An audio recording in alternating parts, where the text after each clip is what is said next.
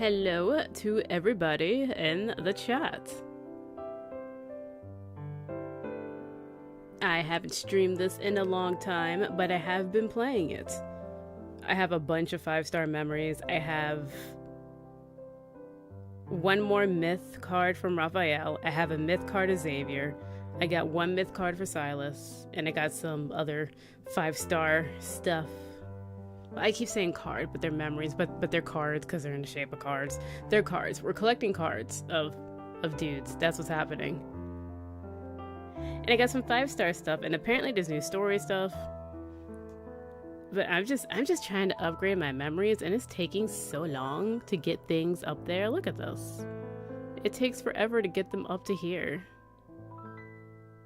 And now I'm trying to close the gap with my 4-star and 5-star because I got a lot in their 30s. See, I got some. Oh, I can. Hold on. Let me rank up.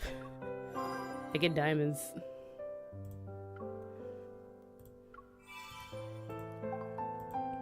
I was not paying attention to that. Did that wrong.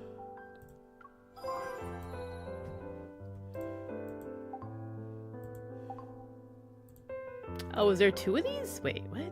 Oh no, I didn't collect it? Gimme.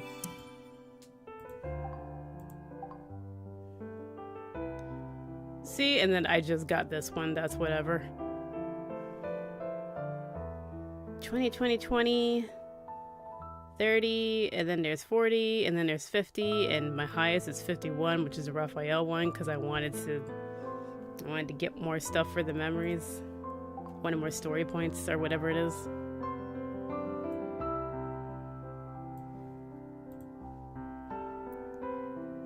But that's what I got. So hold on, I can't remember. I can do this. It's by your side. Right. Nope. It is falling for you. See, Raphael got a new one, apparently. Wait, what is this one? Oh, because I got the pair. I got the pair of myth cards. I think that's why it's like that.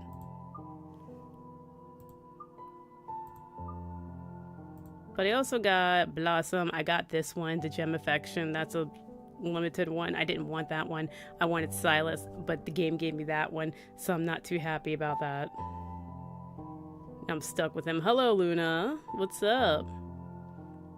Since you're the first one to comment, who do you want to see? Falling for you. Did you want to see a Xavier memory, a Zane memory, Raphael, or Silas? I got something for all of them. Beyond Cloudfall for Silas. Don't know what that is. That's a myth one, apparently. And also Night Plumes. God, I hate his house. It's so ugly. Raphael. Got a few things. Gem of Affection. Blossoms. Zane. I have Gentle Twilight. Cozy Afternoon. God, he's so boring. Xavier, I have his myth one, Shooting Stars. I got Silvery, whatever that is, Floral Blessing, Already Did No Restraint, and Precious Bonfire. Give me a bad boy. Okay, that sounds like it's Silas. Or it could be Raphael, honestly. I got his Abysmal Walker skin, and he got some cool moves, so he could also be the bad boy. But I would say Silas. So Night Plumes or part of his myth one, because I only have one card.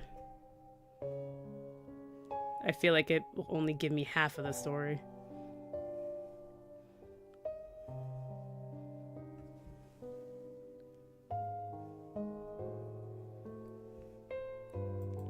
Does it say what it's about, or does it go up? On a snowy winter night, I found a dying little pigeon on a motorcycle. When I didn't know who I could entrust it to with my impending business trip, a person came to mind. Really? You trusted him with a pigeon? This man?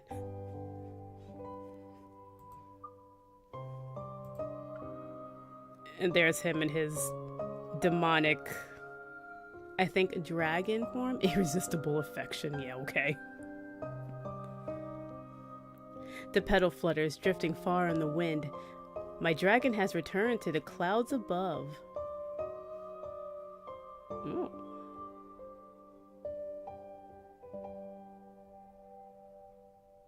Okay, calm down.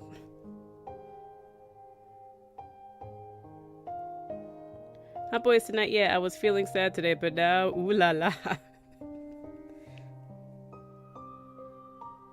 So Luna, do you want night plumes or do you want beyond cloudfall? Which one? It's your choice. Bad boy. Which bad boy? You want the sweet bad boy that took care of a pigeon, or you want the bad boy who probably kidnaps you and then takes care of you? Beauty and the Beast style. Maybe.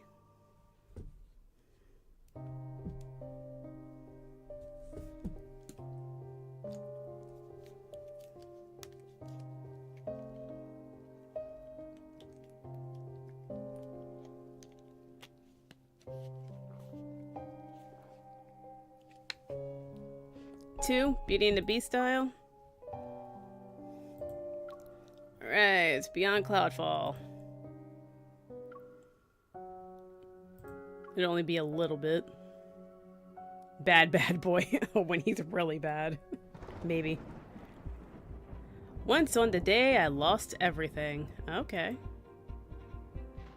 I met my dragon.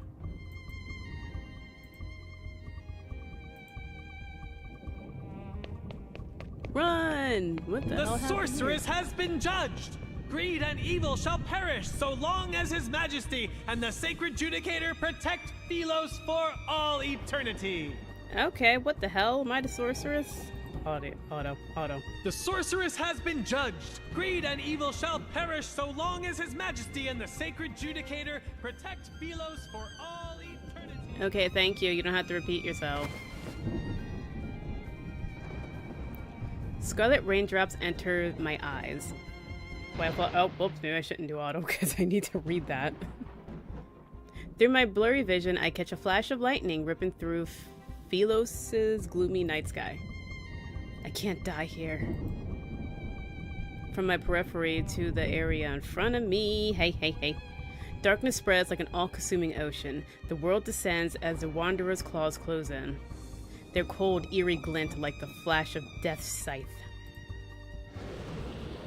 I won't accept this. I will sleep good tonight. My dreams will be wonderful and sexy. There's no escaping it now. I refuse to accept this. And then she does a Sailor Moon transformation. I like your eyes. Okay, yeah, you're sleeping good tonight. They are beautiful. In them, I can see your hatred, defiance, and greed for life. He's like a god answering your prayer. Or a demon, rather. Sell your soul. Do it. It's fine. The wind ceases and it feels like time is caught in an invisible grip. I close my eyes before struggling to open them again. A flash of white light streaks across the ancient rock wall. There I see the shadow of a massive beast with horns. That's... that voice. Chains bind its wings so tightly. If not for the great sword lodged in its chest, its massive form would almost merge with the rock wall. Make a deal with me. Oh, you do make a deal. If you want to live, that is. Yes. Say no more. Yes. Pull out the sword. Oh, you get to keep the sword. The fiend actually exists? You don't have time for questions. Husband. Yeah, your husband is trapped. We gotta free him. Gotta pull out the sword. In the next instant, the stilled air starts to move again. The ransomed wind howls as the ocean-frozen wanderers leap toward me. Driven by defiance and fury, I raise my hands and grip the rusted sword. I want to live. Pull. Pull that sword. No matter the cost. When I pull the sword, the rust melts away and transforms into light. It surges into my body, mingling with a strand of black-red mist. Amidst the chaos, wings flap and stir up a whirlwind of sand and gravel. I'm thrown into the jagged rocks, ow, my vision growing hazier by the second. All I can see in the darkness is a single red dark red gem-like eye. Glint, I made that up. Numerous wings cut across the land, casting shadows like the end of days over every city in Phylos. Yeah, forget them. On that day, the girl marked for execution unleashed a fiend from the abyss. As is deserved, honestly.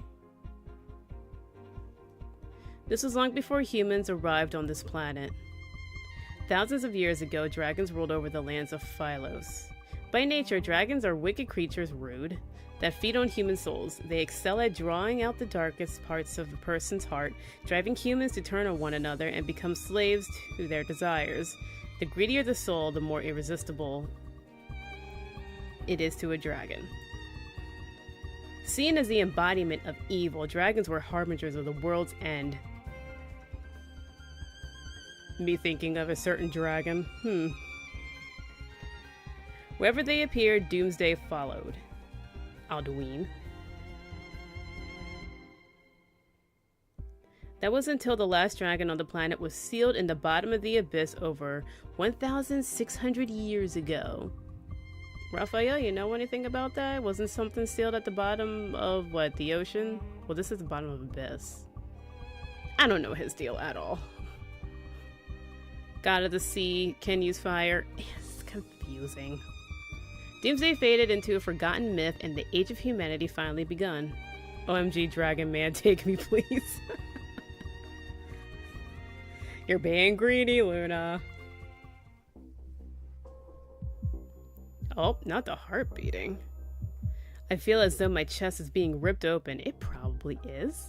An overwhelming weight presses down on my body. I'm immobilized. Don't tell me his big claw is on ya. See, I like this house better. This is a better style. The towering black building looms, its top swallowed by darkness. A scaly beast's claw firmly pins me down to the central platform. Knew it, called it, yep. What's happening? I can't move. It's like there's a huge claw on me. Ooh. I look down to see strands of faint golden light being pulled from my body by an invisible force. Aw, come on. It hurts. I struggle to turn my head. Once again, the shadow of a dragon's horns and wings are flickering on the wall where firelight dances.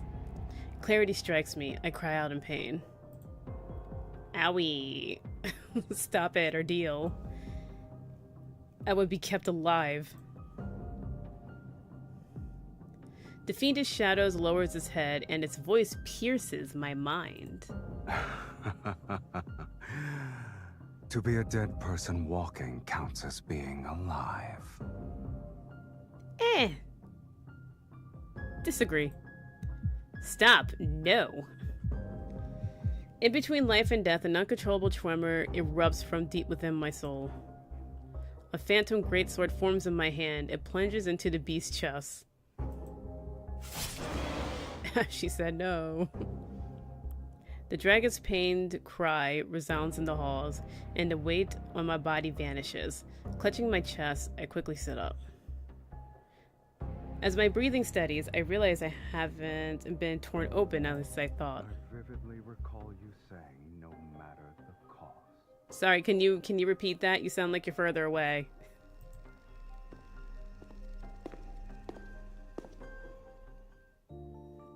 This was strutting in, okay.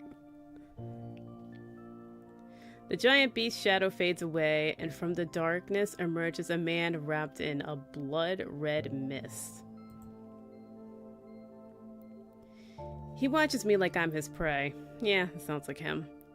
It's similar to the dragon. He possesses a pair of beautiful garnet-like eyes. I set you free, and you saved me. That means our deal in the abyss is done. He slowly approaches me. I quickly stumble as I make my way down the platform. I can barely keep my distance from him. Well, why would you? Look at that. Dragons can only feed on human souls if they're offered up willingly. So, as long as I don't agree, you can't eat me. The fiend narrows his eyes and approaches me from the other side of the platform. Is that it? Dragon. Instead of claiming your lackluster soul. Rude. Oh, there you go again. You need to return what doesn't belong to you. Is it the sword? Because it's mine now? Because I took it. I can sing my ABCs to him. The dragon curls a finger, a golden light once again pulled from my chest. You stop. But the more I struggle, the clearer it becomes. A strange, unsettling black mist is tangled up within me. It feels like a soul that isn't mine has somehow fused with my own. It's not that unbearable, is it? Having your soul torn apart and all. Okay. Whoa. The dragon suddenly yanks me across the platform, its blood-red eyes just inches away from my face. In a flash, my mind is dragged into an abyssal vortex, just when I think I'm about to be devoured. The wind howls through the Crimson Valley as countless soldiers of the Legion of... Who is this again? Thrust their weapons at my chest. I quickly realize that it isn't my past, and the body writhing in pain isn't mine either. This is the dragon's memory. I gather my strength, tense up, try to break free from the memory. The valley and the wind fade away like weathered paints.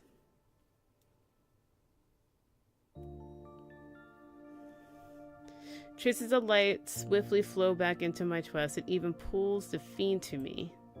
Yeah, hello. You can come closer. Yeah, that's fine. Come on. This is your doing. Don't fight this. Oh, he covers his eye. It's like the main story. There was something with his eye. He covers his right eye with his hand and leans over the platform. Your power. Yeah, what is it exactly? What is its source? I don't know. I was actually gonna ask you, but okay, you don't know. Great. That's a question even I can't answer. Before I can think further, a claw-like hand grabs my chin and pulls me closer. It's always the chin. Look at me. You really don't have to ask. Cold sweat blurs my vision as his grip around my neck tightens. Said it was your chin, but sure. I can't help but meet his gaze of his beautiful ruby eyes. A familiar voice resounds in my mind. It's unmistakably mine, yet the tone is strangely foreign. His eye. Oh. It's like the thing in the main story, too. I want that eye. It's mine. It belongs to me. We want your eye. It's getting stronger. The scent of desire. Can you give your eye? Tell me your and the desire. rest of you. And offer your soul to me. Then I shall promise to give you a painless death. What if it's marriage tasty? Unless you Luna. wish to become a minion of a dragon's nest. Does that mean harem? That sounds like harem. You said minion, I hear harem. I hear wife. Is that what you're offering? I grip my hands so tightly it nearly draws blood, but how could anyone sell their soul to the fiend?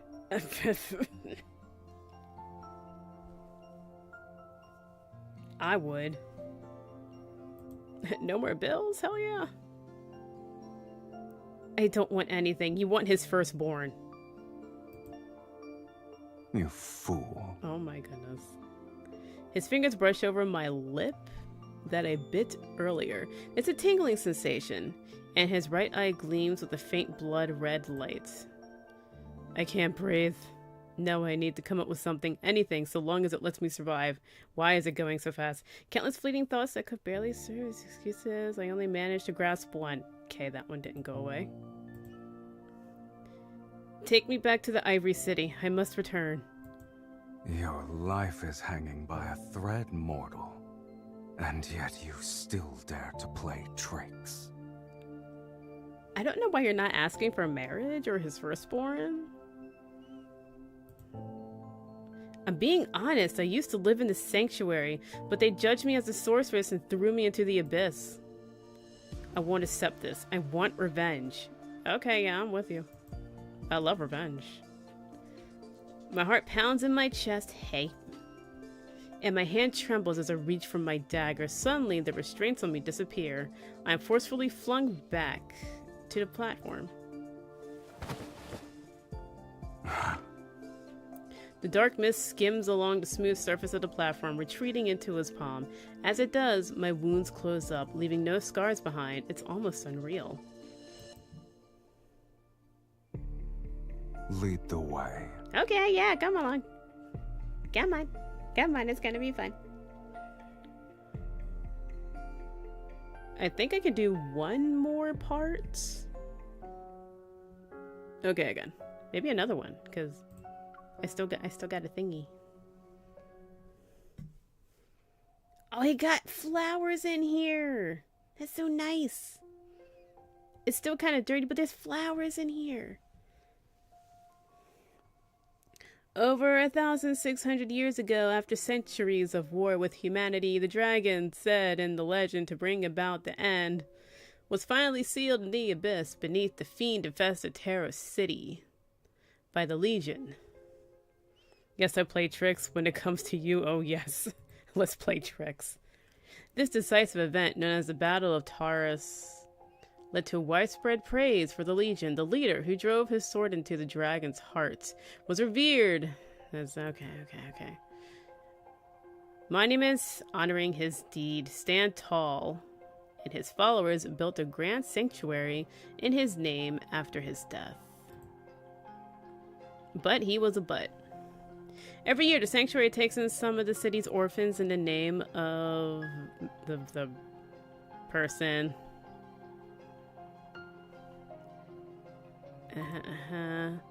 Oh, held in even higher regard than a royal palace. Oh, really? When these orphans came of age, an oracle dressed in magnificent robes takes them away to join the Legion. Okay, so they take in orphans, and then they take those orphans to basically join an army. That doesn't sound like a good thing.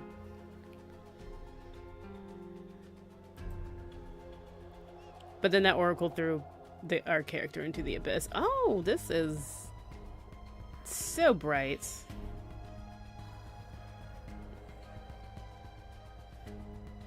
Pure White Sanctuary stands in solemn, pristine floors, intricate wall carvings. They look just like this when I was taken away. Oh, did we just arrive? The followers gathered here scatter the moment they see the sorceress, who is supposed to be dead. What about the dragon? Because he's definitely looking like something fiendish. As for the guards, they fall apart like dominoes with just a flick of a finger. Growing up in a cage like this, no wonder your soul is so dull. It's time. Okay. Rude. Boop. Revenge is important, but so is staying alive. No, just get your revenge. The news of the fiend's appearance in the sanctuary must be spreading like wildfire in the city. Once the Legion arrives to deal with him, I could slip away in the chaos. I watch the last guard disappear from view, pretending I didn't see them as I turn away. The oracle who judged me isn't here, so my revenge will have to wait for now, at least. Otherwise... However, the dragon shows no interest in my plan for revenge. He stands in a beam of sunlight, deep within the sanctuary. His figure stands out against the pure white architecture.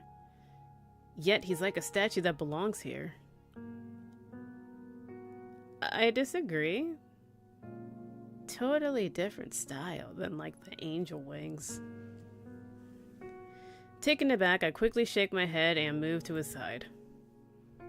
Hey, I'm coming to your side. What's up? Just stepping closer to get some of that body heat. What is that?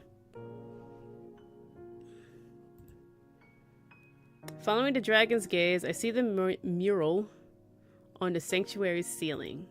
I want to see it. At its center is a godlike figure in bright red cloak wielding a long sword as he executes an evil dragon in the corner. Welding. He's welding the sword while fighting the dragon. Oh, the fiend slaying god. The godlike man represents the sacred judicator? And that evil dragon getting the sword through his chest in the corner, that's you. Probably. I can't figure out why he keeps staring at it. Forget the insult. The dragon is drawn without any semblance of beauty. He's like, my skills were not that dusty. The dragon lowers his eyes, casting a calm, scrutinizing gaze over my face. Of course, it's just the artist's take. Probably Raphael. You're much more handsome and imposing in real life. He looks at the text beneath the mural. Read it. Read it. It's been 1,677 years since I was sealed away. You can read that? You can't? It's written in an ancient language that's been lost to time. Nobody can read it anymore. What does it say? The fiend looks at the ceiling again. The fiend is the very essence of malice and greed, skilled at twisting human desires. Yeah. He drives mortals to turn against each other, Uh-huh. leading them to their own demise. Is that not what you do? Given time, the world will be swallowed by chaos and descend into ruination. The fiend's arrival marks the onset of doomsday. Ooh, doomsday. Let's do doomsday. During the Battle of Taurus, That's a lot. the sacred judicator with a will of iron stood firm against the corruption of evil. In a war so fierce, he emerged as the sole honorable survivor. Honorable. He sealed away the fiend, the very harbinger of doomsday, deep within the planet's chasm. With the curse of doomsday lifted, hope was restored to Philos. That was Philos. Oh, whatever. I heard the fiend, which is you, has a destined arch nemesis. This individual must be the sacred judicator, correct? My mind, oh god, what's happening, Luna? You writing stories? What a lofty title. Well, whatever. I didn't pick it. Yeah, the story sounds pretty fake to me too. It's a lot that you read. Sunlight spills through the sanctuary's entrance. The silence is so intense that it's unsettling. The Legion still hasn't arrived. If there's no one to hold him back, I can't escape. I try to think of another way to stall, so I quickly shift the conversation. Ah, yes. This is the resting place of your arch nemesis. The sacred judicator. And the mural might be long dead, but his ashes are kept here. There's even a statue of him in the inner hall. You want to go break it? I sit on the armrest of a bench, feigning excitement. I rest my chin in my hand and look at the fiend. So, what's your pick for revenge? Smash it to bits, douse it in ink, cover it with curses, or scatter his ashes onto the street? Or, I was going to say poop on it. Or put it down at the toilet, but I don't know what their sewage system is like here. You should bake him into bread. Bake him into bread and feed it to the people in the sanctuary. Do that. He falls silent again. I look over and see his... Contentance? Countessence?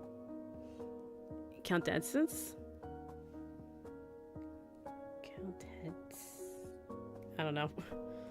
I can't get it. Writing stories, nope. I'm planning my future with him. Veiled in a soft light, it's difficult to discern the emotions hidden underneath. This man trapped in the abyss for over 1,000 years. While he was worshipped as a hero, basking in glory. Are you referring to that glory built upon ignorant faith? Yes, exactly. Do you expect me to envy such foolishness? He has followers. You don't want followers? Oh my goodness. Swoosh, an arrow forged into golden ore. Really? Gold? You making arrows out of gold? So expensive.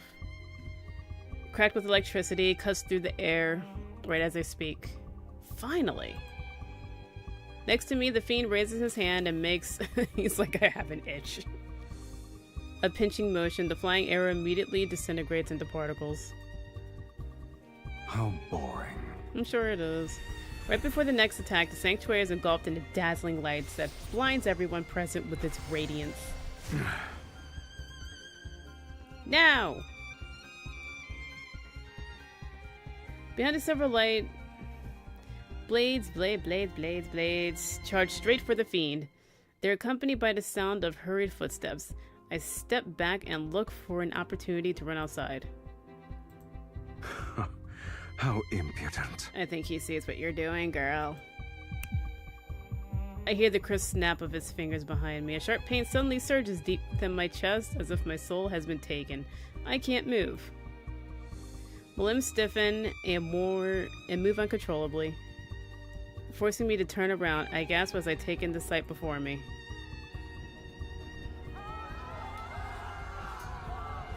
Everything's on fire already. The guards are tearing into each other like marionettes on invisible strings, slashing, ripping, and killing without mercy. Blood splatters across the engraved walls. The candelabras are toppled amidst the chaos, setting the drapes ablaze. The stained glass windows, once vibrant, now cast an ominous red glow, reflecting the twisted vision of purgatory. Haunting wails and screams echo in the sanctuary. The fiend watches as the place descends into a blood-soaked inferno. He scoffs. See, you don't like that? I like that. I think it's fun.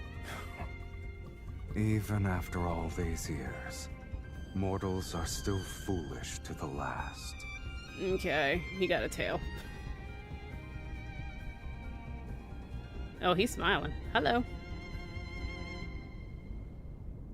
As light streams in through the stained glass, I can see the fiend's blood-spattered face and the cold, cruel curve of his lips. Yep, I saw that.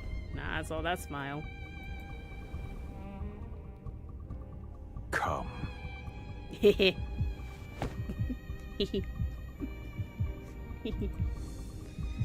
eye. It's his eye manipulating everything. You're only somewhat clever, but it's still a pitiful display. He said you were clever. If you're planning to kill with a borrowed knife, you'd better make sure the blade is sharp enough. A familiar excruciating pain tears through my flesh once more, and the faint golden light mixed with black mist is once again pulled from my body. His eye, it should be mine. Even on the brink of death, you still dare to covet my eye. You greedy fool. What a shame. Wait, you can kill me whenever you like, but if you spare me, I can help you achieve more. And I bite my lip hard, forcing myself to stay calm and steady as I speak to him. I want to live and I want your eye. It's like how you want my soul. Is there a problem with that? It's just too bad that I'm not as strong as you. We both want stuff. The grip around my neck suddenly loosens. You said you could help me achieve more. Give me an example. I take 2 steps back. I cover my neck as I steady myself. My mind races, scrambling for anything a dragon might want. He said you took something that didn't belong to him, or didn't belong to you. I don't know. What do you want? I can help you amass a large amount of wealth and collect... No. I think he wants chaos, if anything. Does he want chaos? I would want chaos. And collect a lot of souls. Whatever you need, I can get it for you. Oh, you're terrible at selling yourself. Hi. In the next moment, my body is lifted off the ground as he soars into the sky. Was that enough? What are you doing now? I want stuff too. You need to be my husband. Ask again, and I'll devour you whole. What? Why the attitude? With the snap of his fingers, energy erupts from the flames. The columns of fire rise upward and stain the clouds in mesmerizing crimson hues. The ground shakes. The magnificent solemn sanctuary at the heart of the city quickly crumbles into ruins. For something as tedious as revenge, this will suffice. No need for a spectacle. I think that was a spectacle. What you just did was a spectacle. That is a spectacle. The wind sweeps up the scream and shouts of terror. The fiend holds me and flaps his wings as he flies off into the blazing sunsets. You did a spectacle, though. That was a spectacle. Oh, God. A cave. Fine. Before the sun disappears under the horizon, we chase the last fragment of light. We find ourselves in a lair perched atop a cliff. As I look down in midair, the cliff and lair form a breathtaking sight between the peaks, like the skeleton of a dragon poised to take flight. He lands on the other side, where the lighting is noticeably better. There are no blood-soaked stone platforms. Is this your home? Have you ever met a fiend with a home? I never met a fiend. After the dragon puts me down, although it feels more like I was dropped, he drags his tail along the stone staircase to the upper level of the cave.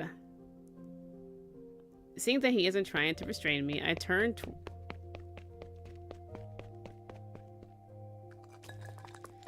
Pebbles roll off the cliff, but I can't hear them fall. I stop just in time to stare at the sheer cliffside outside. My heart sinks into depths of despair. Fine. If I can't go back to the Ivory City, why would you want to? I guess this dragon layers will have to do.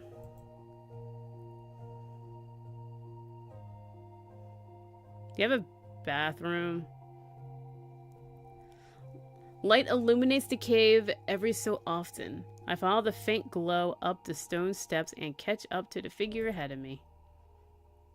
I suppose you won't be eating my soul for now? Assuming that was still the case, why would I even bring you back here? I don't know. Stay put. Excuse me?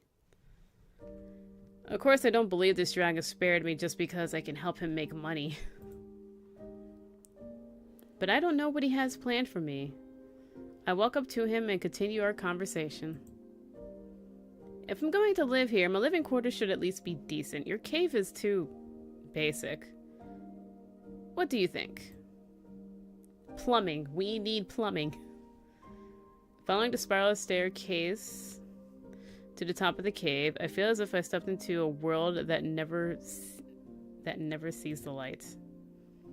The dragon stops walking. His tail coils around my waist and lifts me to the final step. With a cold lowered gaze, he stares at me. Using his tail. Choose.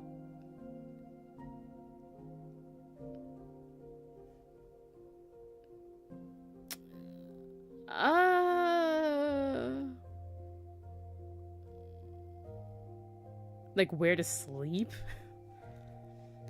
Unspoken words catch in my throat as I watch him snap his fingers. He releases an energy orb that floats into the cave's depths. One by one, the red flames ignite as far as the eye can see. My surroundings are illuminated by their shimmering light. Before me is an endless array of treasures and luxurious garments. Is there a bed? You are not interested? You'd really give these to me?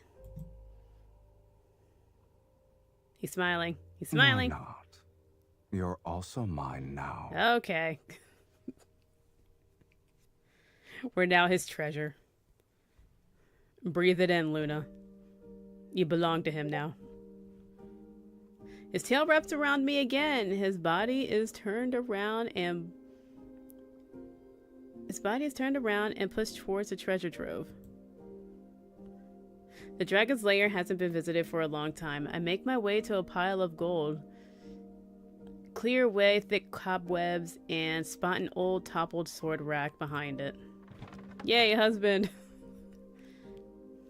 I lift a nearly rotted wood and pick up a dagger that glints with the cold, sharp light. Is it enchanted? It's called the Fiend Bane. Legends say you could plunge it into a dragon's heart and twist it 3 times to completely shatter the dragon's soul. Would it be weird if I take this? I set the dagger down and notice an open box to my right. Inside is a blade that looks like a hidden weapon. The Golden Crow's Feather of Eternity. Take it. Designed specifically for gouging out a dragon's eyes.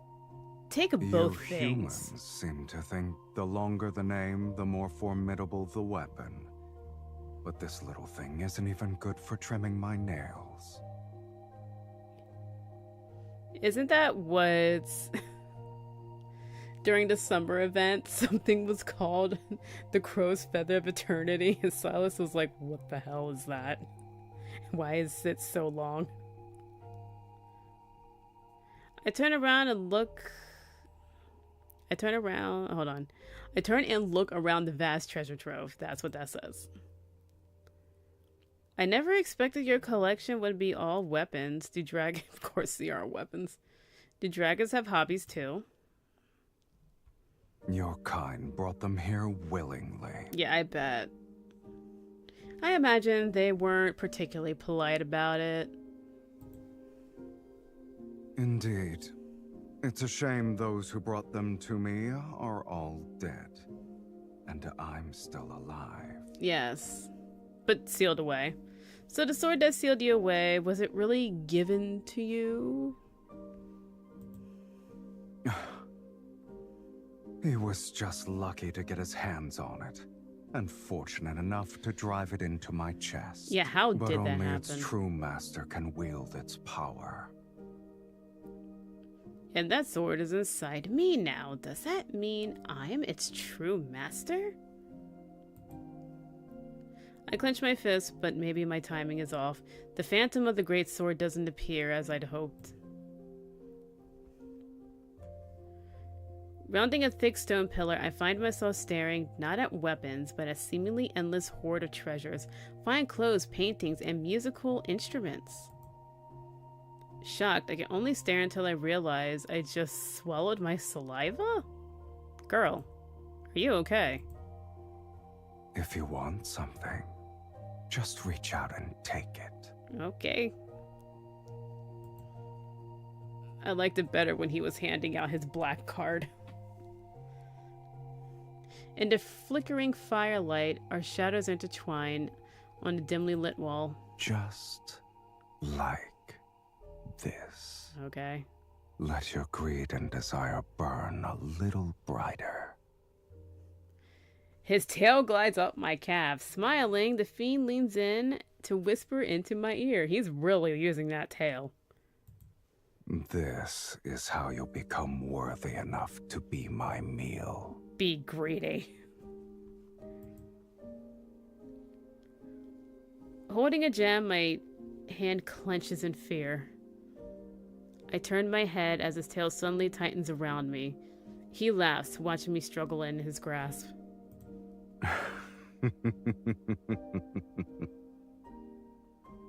No wonder you spared me. You want to fatten me up before you go in for the kill. Even so, you still cling to that gem despite being so close to death's sweet embrace. You truly are a source of entertainment. Okay, but what's the gem? Is it like a sapphire? Enjoy my company while you can. I might bring you a deadlier experience next time. Who says death can't be entertaining in itself? Okay, you're having lots of fun. He's having lots of fun. The firelight casts shadows under his eyelashes. Oh, not his eyelashes. He leans in. He's so close I could feel his breath envelop me. It's reminiscent of a liquor's intoxicating aroma. On somebody's breath? I'll be waiting with bated breath. Okay. You can put me down now. It's fine. You can put me down. Thank you. Oh, I need 2 shards to unlock. You sure showed me. Oh no.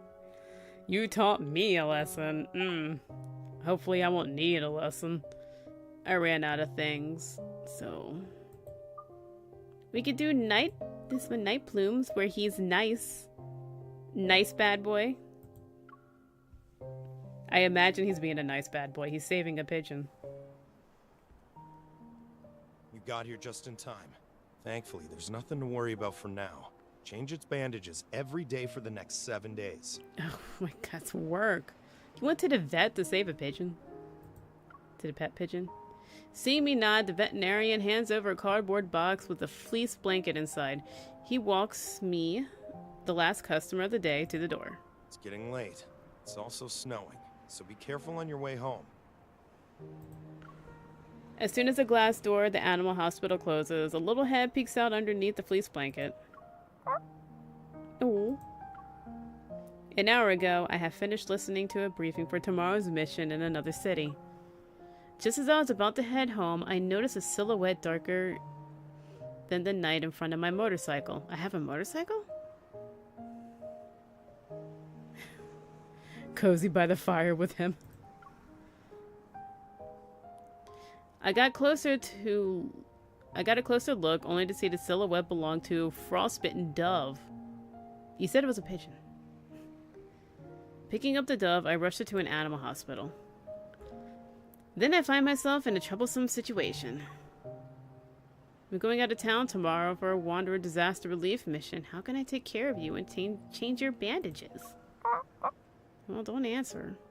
The dove shakes its head, and the snow falls off its wings.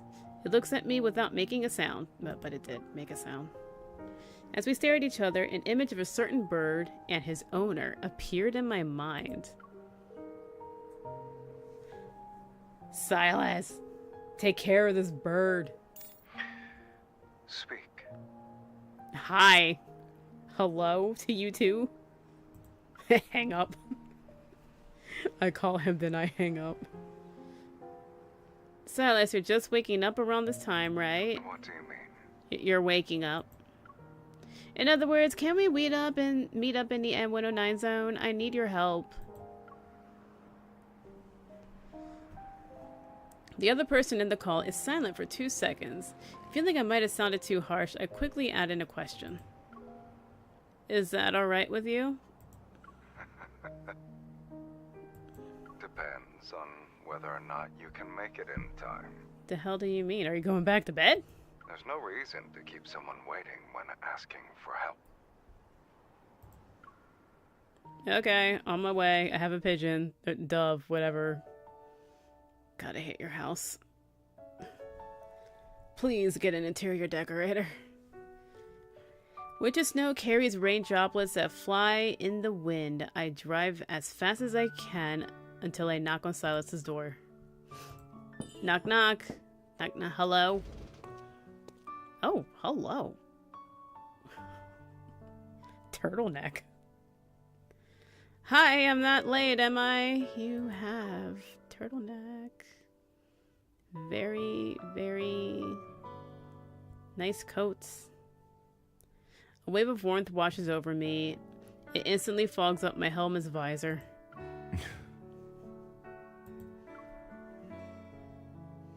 It's blurry. And then he boops you.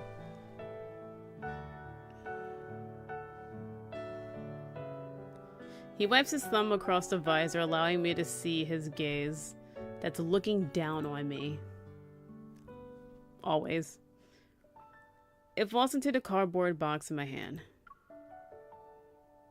This is what you needed help with? I need you to take care of a bird. This day keeps getting better and better. Is that the brand name?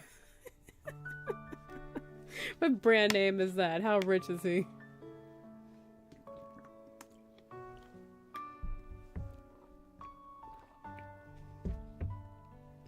Yeah, so while I was on the road... Hey, wait! Right before I'm about to prevent the door from closing, it stops a few centimeters before my hand. Since when did you start saying goodbye to someone who just said hello to you?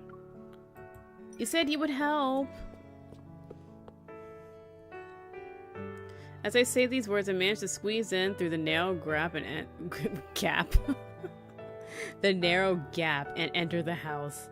I stand next to Silas. You have the bird though, right? I'm already here. The least you can do is let me finish what I have to say first. I said I need your help. Okay. But have you ever met someone more arrogant than you, sweetie? Yes. Well, Raphael.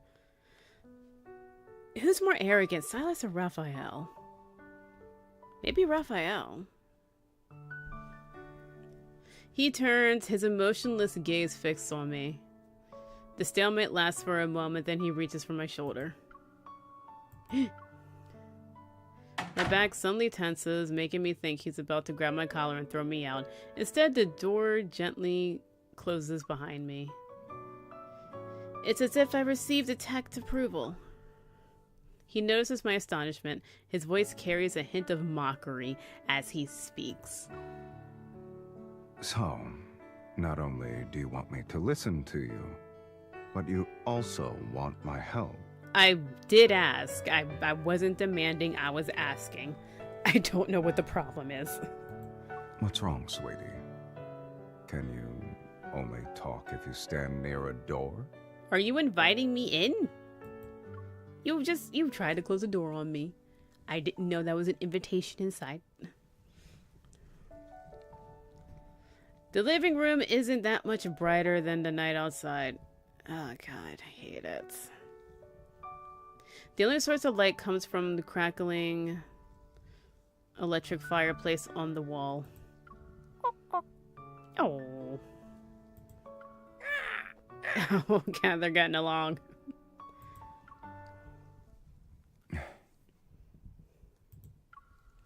Silas is sitting on the other side of the sofa. He glances at Mephisto as he continues to listen to me recount what happened. Either way, it barely survived. If no one takes care of the dove, it will have a short life. Shorter life than what it has. I don't think they live long. Think about it. This dove still has a... Though this dove is still a baby, it already has to endure a blizzard while wounded. It's so pitiful. Take pity on it. And?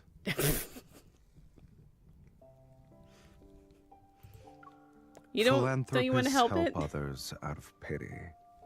And you... Is that how you see me? No. I see you as somebody who helps a friend. Silas throws a question right back at me. No matter how much I try to gain some sympathy for the dove, it won't work on someone like him. you have to do something for him. Then, what if it's to help me? You're helping me. As soon as I stop talking... Pregnant? Pregnant pause. Fills the room. Mephisto turns his head and gives me a look. Why aren't you saying anything? You've resonated plenty of times already and had a near-death experience. You should have said that first. Anyway, I see. You're here to dump a dove on me. I'm here to ask you to take care of the dove. And beg you to say yes. Do the puppy eyes. Do the puppy eyes give him a little something as a thank you? I don't know. And couldn't you have worded it more nicely?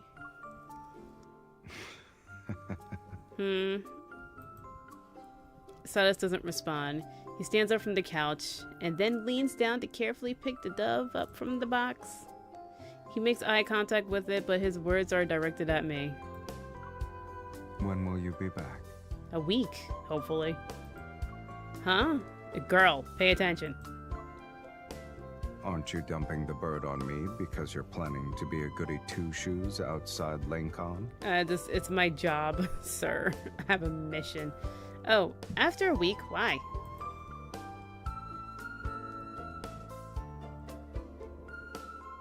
Silas ignores the confusion in my words, turning his head. I would ignore you too, because why are you so dense? Turning his head to glance at the clock on the wall. Does the clock have a week calendar? I'll be waiting for you, here, Sunday, at 11 p.m. Does this mean you're gonna help me? I thought we had a bit of rapport. Apparently not.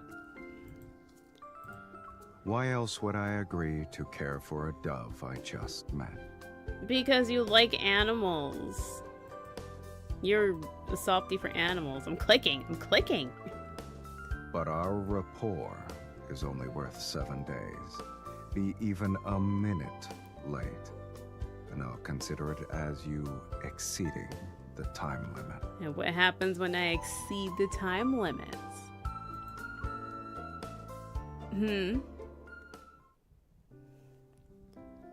Having found a caretaker for the little dove, I go on a trip to a foreign country the next day. During my 6 days away from Lincoln, Silas only sent me a few photos taken at weird angles. And it was only if I reached out to him first. Please, Silas. Otherwise, he was surprisingly quiet. The lack of disturbances is rare. And it actually piques my curiosity. Clicking. On the day before I returned, I couldn't resist starting a video call with him. Go. Hello. I'm clicking. Jeez. Hi. What is it? Hello? Do you not say hello when you answer the phone? What the hell? He's like, speak. What is it? Dude. I just wanted to know if the dove is okay. I haven't seen it in a few days. He loved that bird. He does. Are you worried that I've been treating it poorly? I want to see the bird. I want evidence. Not really. I just miss it. I want to see it. It seems to be fine. It's already spending time with Mephisto. Yee. That means you're taking good care of it. Or Mephisto's taking good care of it. One of you. How about you? How have you been these past few days? Why do you ask? I thought you were worried about the dove. Yet here you are, worrying about me. It's kind of called a conversation. Do you have conversations, Silas? Do you people? I don't people, and I know that. It's because I'm concerned about Lycon's safety. After all, you've been awfully quiet for a while. Who knows what evil plot you're scheming? Well, if that's the case, how I have been is none of your concern. I haven't seen enough yet. But I've seen more than enough. Meaning what? What exactly? What? Don't worry about it. You'll be back tomorrow anyway. See for yourself. What'd you do?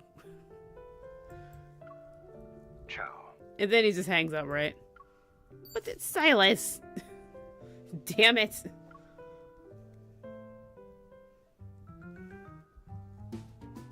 As per our agreement, I head to Silas's house once I get off the plane. I even arrived sooner than I anticipated. Just as I'm about to knock, the door opens as soon as my hand gets near the doorknob. What's going on? The door, now open, seems to welcome me inside. When I wonder if I should invite myself in, a voice suddenly resounds behind me. Long time no see. He's just outside. He took the bird for a walk. I turn around to see a familiar face, and upon closer inspection, there's a faint bruise under his eye. The bird socked him. Silas, did you leave the door unlocked when you went out? Didn't you say you'd be back today? Also, he has an e-ball that just does things. I look inside the residence, which is too quiet for my liking. Where's my dove? It flew away. Did it really? Just as I'm about to scold him, he whistles and grabs my shoulder to turn me around. In the distance, a white creature steps onto Mephisto's mechanical wing and swoops towards me. So, the dove comes in, steps on Mephisto, and then just keeps flying. The white dove, which was barely alive a week ago, is now like a bird of prey. Oh no. Before I can scream, Silas extends his fingers and the white dove jumps onto it immediately. Yep. Loves the bird. Everything's fine, huh? Why are you always messing around?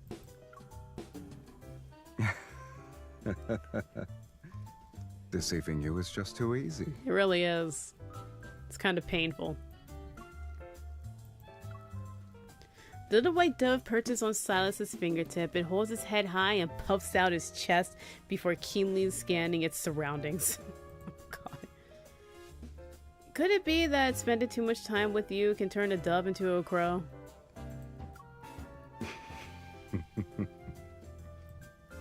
You're overestimating a crow's capabilities. Following Silas's gaze, I see Mephisto above the white dove, circling it. No. It's possible for a crow to turn into a dove. Before I can say anything, Silas closes the door and walks away. What are you doing? Are you actually planning to keep the dove as a pet? I kinda want it now. Can it be released into the wild after a week? He stops in his tracks and turns his head to look at me. It could have been released a while back. I was just waiting for you. Oh, how nice.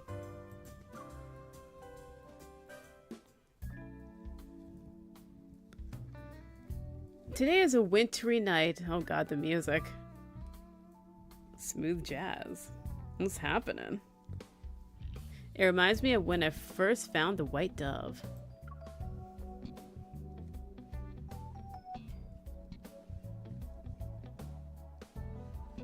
Snowflakes fall into my coat. I brush them away and get off the backseat of Silas's motorcycle. Nestled in my hand, the little white dove is energetic. It looks at the river view of Lycon's downtown area in front of us. Lincoln?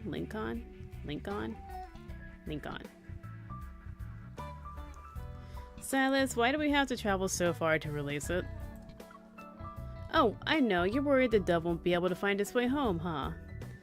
You can actually be considerate sometimes. What? You'd rather release it into the N109 zone. Honestly, no. I guess you don't believe it's lived a fulfilling life. Oh god, N109 zone. That bird will get kidnapped and be turned into a cyborg. Pretend I didn't say anything. The white dove in my palm seems to understand us. It lifts its head to coo at me. But do all doves raised by you end up this sad, though? It's gonna miss you, Silas. Silas seems taken aback by what I said for a moment. He looks at me. I am clicking. Now I'm suddenly curious about how you see me. Well... shrewd? Are you sure you want to know?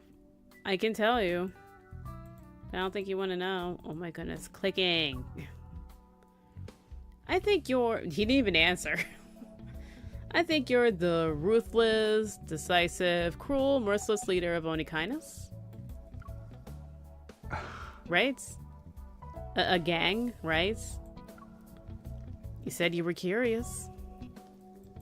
Then why would you let such a person help you care for a dove? Exactly. What the hell? I don't know. Maybe I like to live on the edge. I didn't expect him to take it so seriously. Then again, I never really sat down to think about why him in particular. I mean, look at the package. I'm clicking. I'm clicking. Oh my goodness. It's so hard. I just figured Silas would be the perfect fit, so I chose him. Okay, that's better. Spacebar. Like you said, even a crow can turn into a dove. I kinda thought it'd work out in the end. What are you trying to say? You're a dove in disguise of a crow? I don't know. Mephisto doesn't understand riddles. But you do. It's nothing, and I wasn't talking about Mephisto.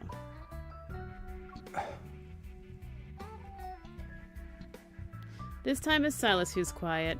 He appears to be shocked by what I said. Oh.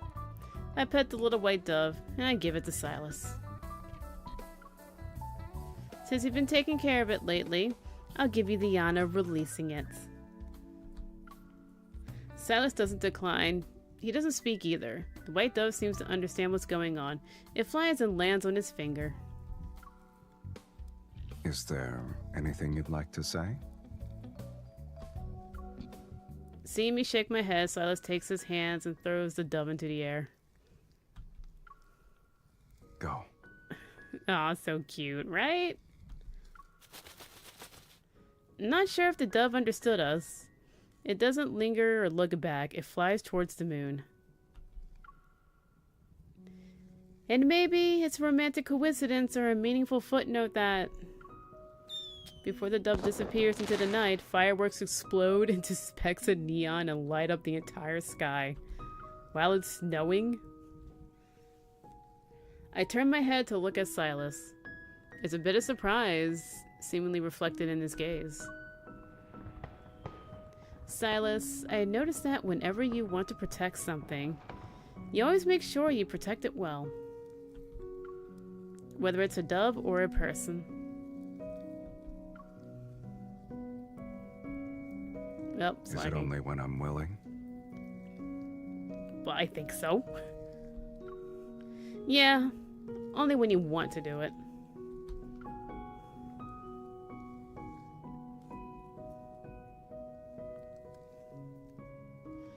The fireworks of various colors reflect in the river's surface and land on Silas's hair. After a moment of silence, he speaks. You think too highly of me. Nah. I've said it before and I'll say it again. I'm not a philanthropist. A man's heart goes to where his treasure is. No, really. Silas's cold words dissolve the wind, making it difficult for me to discern what's real or not. But it's as if it didn't matter. I don't care. After all, I'm not a dove that needs your protection. Really? No, she does, though. She kinda dumb. It's for the best.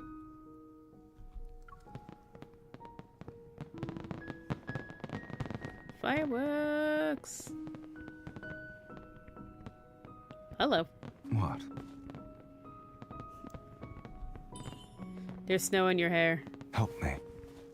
I can't reach for it.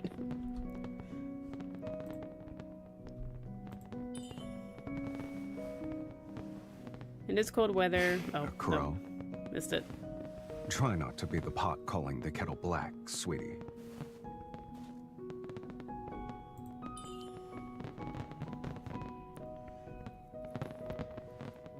It's snow in your hair again. It's just gonna be there.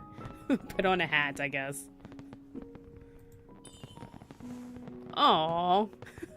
Aww. That's adorable. What are you drawing? It's a cat. Look at that. Oh my god. Never mind. I hate it. I told you I'm not a dove. Now you're drawing me as a cat. Tease punch. Tease punch. Tease.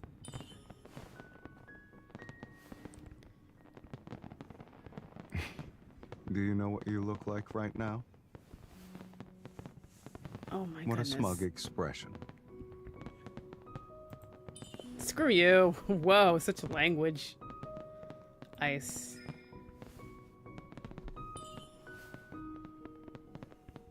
You still have snow in your hair. Should I deal with it? What, you want to deepen our relationship? It's snowing. It's gonna happen. That wasn't even the right hand, but whatever.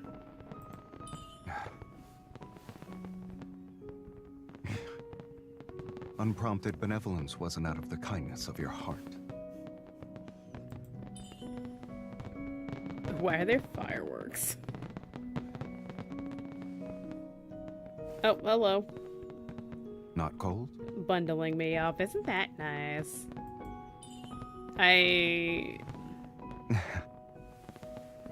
Oh. You know what? That's fine. Just lead me around. I can't see. You're gonna have to guide me. Into a pole, maybe. Silas. Come on. Follow me. Exactly. You have to guide me. And then he leads her into a pole. Because I definitely would.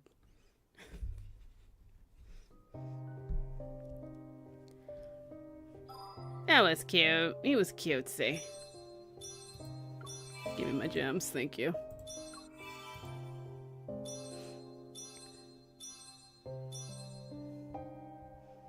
Aw.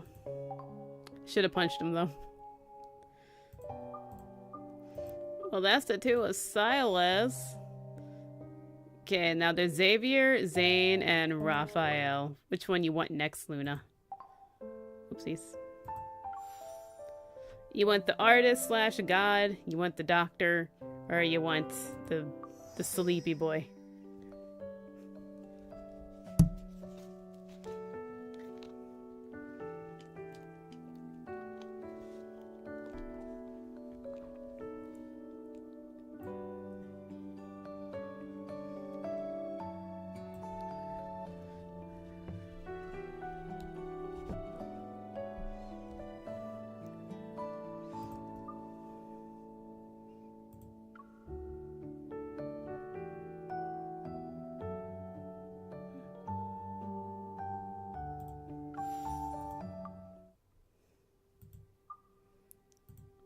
Two here. Pretty sure I already did that one.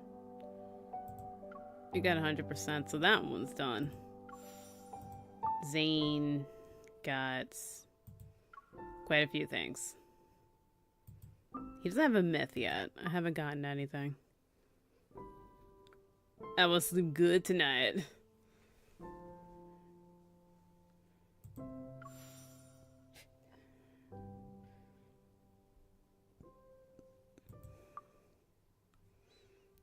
Well, I think Zane's boring, so maybe Raphael. I don't know. Raphael and I came to the desert to investigate protocord shards at first, but then were swept into a temporal vortex, falling in the era when the murals were created. Time travel, okay. And whoa, calm down. I invited Raphael to admire the cherry blossoms, suggesting it's the perfect time to embrace spring. Despite his protest, he reluctantly agrees to meet up with me on the weekend. Early in the morning, Raphael and I arrive at the cherry blossom garden in the city. He sounds like he doesn't want to be there. Honestly, the time travel one sounds interesting. But then, Xavier. Precious boy. During the investigation of more protocore shards, I accidentally fall into another dimension. Xavier catches me just as it happens, but he disappeared while searching. Oh, hold on. But he disappeared while searching for him, and the way back, he suddenly appears before me, but it's probably not the same Xavier, is it? Are we time traveling to a different Xavier? That's interesting. There's time travel with this one.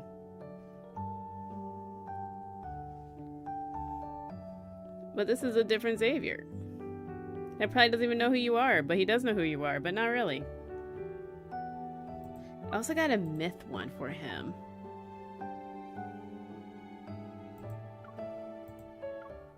Haven't seen this one. Oh, look at that city. Or kingdom, or... This bridge reminds me of Dragon's Dogma.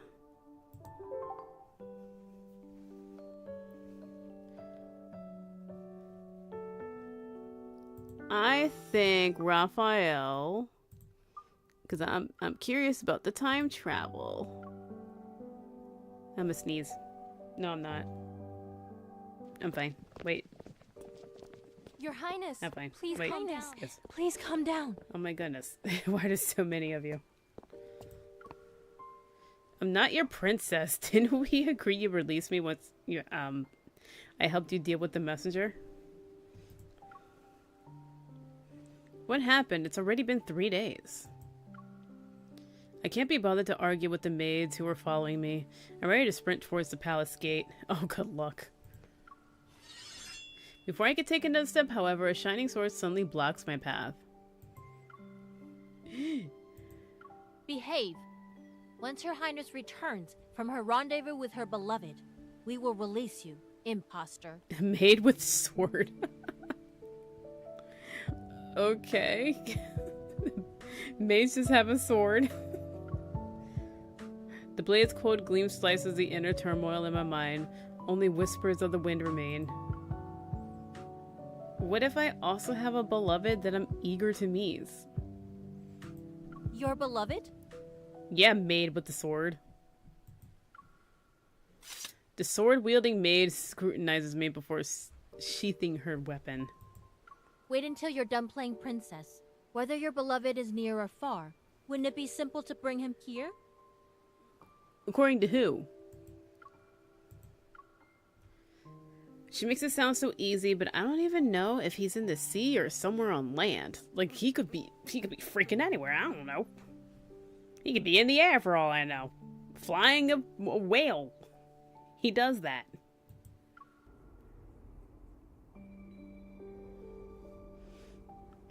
It all started a week ago. Rumors swirled around the outland desert about a strange protocore fragment. It was connected to a string of peculiar instances. At first I thought I'd be investigating it myself, but upon learning of my mission, Raphael volunteered to be my guide. Oh god.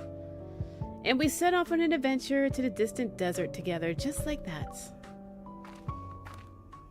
Here we are. And he's wearing Cave bats. 72, the most raided spot in history, and universally recognized by archaeologists as the trickiest to restore. Who wears that while hiking? Or Exploring the desert. What is this? My dude. That's a fancier shirt. Facing the stone wall, Raphael grabs a flashlight. He turns it on and light shines on ancient symbols. He glances at me. I heard the fragments are in these mural caves. Are your resonant senses tingling? Aren't yours? Raphael has been scouring the caves with me all morning, but to no avail. Stepping on the gravel, I inch forward to try and resonate with the mural. Weird, I'm not picking up a proto-field fluctuation. Were the rumors just lies? Raphael sighs and extinguishes the cold light in his hand. When relics of the past are involved, the tales never end. Then again... Why are you getting so close? What? This world is huge. Nothing's too weird, you know. Maybe this cave is magical. Honestly, coming from you, anything is possible. Do you think I'm a 3-year-old? Actually, hold on a second. I'm about to speak when out of the corner of my eye, I notice a subtle movement from the mural. What is it? Believing my eyes are playing tricks on me, I rub them and look again. A dancer's sleeves flutter as if she's ready to leap in the air. In the mural? Scared? I was just playing around. Noticing my silence, Raphael follows my gaze. Gasp! The graceful dancer has vanished without a trace. Is this the result of the protocore fragment messing with us? Oh yeah, let's approach him. Oh wait, did he just disappear? After a few seconds pass, I take several steps towards the mural. I resonate with it. I thought I could grab the fragment, but the mural's strength is stronger than I expected. It engulfs me in an instant, and I travel in time. Whee! Hey! Hi. Before I lost consciousness, I saw Raphael follow after me as he vanished into the depths of the dark vortex. Once I regain my senses, a few scenes unfolds before my eyes. I immediately look for Raphael, but there is no one here. What is this place? Where did that mural and Raphael go? I struggled to stand up as I gawked at the intricately decorated palace looming over me. Who are you, intruder? How dare you trespass into Her Highness's abode? The maid with the sword. Still trying to process everything, a glint of steel suddenly catches my eye. I look up and see a maid wearing a formal uniform. She's glaring at me. I attack, trying to knock the sword away, but she effortlessly evades and seizes my wrists. Her skills, she's in a league of her own. She's not just a maid. I expected to be treated like a spy and killed, but to my surprise, the sword-wielding maid escorts me to a room, appraises my attire, and then tosses me a set of elegant garments. The night before the messenger's arrival, the princess ran away to meet her beloved. To deal with the messenger, this quick-witted maid deems me a fitting substitute and pulls me into her plan. And so, in my quest to find Raphael within this bizarre space-time anomaly, I wander the palace. A crimson veil covers my face as I unwittingly assume the role of the princess. Pretending to be the princess is harder than I thought. I figured I could handle a diplomatic meeting in the Great Hall, but I was greeted with a series of unexpected problems. For instance... What? Somebody hitting on me? Upon learning of your highness's decision to stay here, messengers from every corner of the land brought these humble gifts. We hope they alleviate your boredom. Okay. What is it? What'd she get? Earlier I was in a standoff with a sword-wielding maid, and now there's a female messenger. I mentally prepare myself once more and slip back into the role of the princess. Alright, bring them in. I have urgent matters to attend to, so be quick about it. At her signal, men wearing all sorts of attire line up respectfully before me. Your Highness, please look. They are pleasing to the eye. The men? These are your humble gifts to men? Are none to your liking, Your Highness? There is a tall man over there. Oh my god. We brought gifts to you, Your Highness. Look at all these men. You know what? Yeah, sure. Is Silas in here? No need. To avoid any more trouble, I pretend to be picky and look disdainful. Unexpectedly, the female messenger remains composed as if she was expecting this. If none strike your fancy, perhaps another could... Winking at her group, they quickly make way. Oh, pff. Night Owl! Oh, I came into the right story. Yeah, you did. Your favorite, I guess. At the other end of the room is someone wearing a robe adorned with gold and gauze. He walks forward.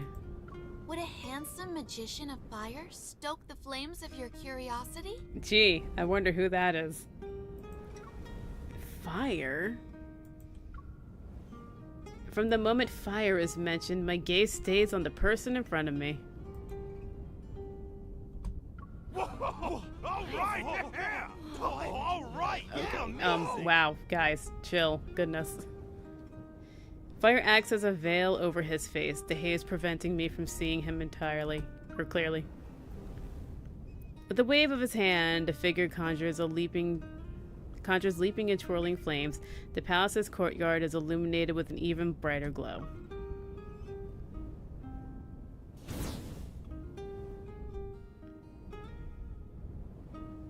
You gonna turn around ever? It's only after the flames fade that the tall figure reveals himself. Uh-huh, knew it. Raphael! He gracefully navigates through the crowd and steps over the swaying shadows to stand next to me. Rejecting this fellow and that sweet lad? Your Highness, you are very hard to please. Oh god, he's having too much fun. No. He takes my hand and places a flower made of fire into my palm.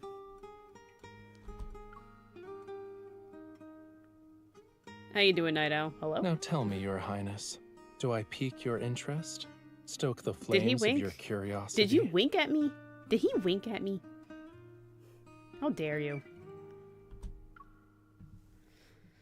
A torrent of question floods my mind, but I don't know where to start.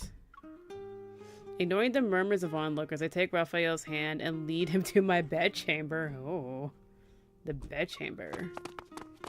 Oh, they're moving quickly. They are running to the bedchamber. Oh, I look comfy, though.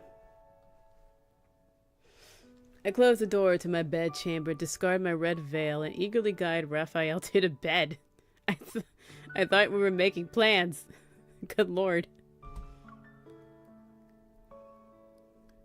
Where have you been? I thought I'd never see you again.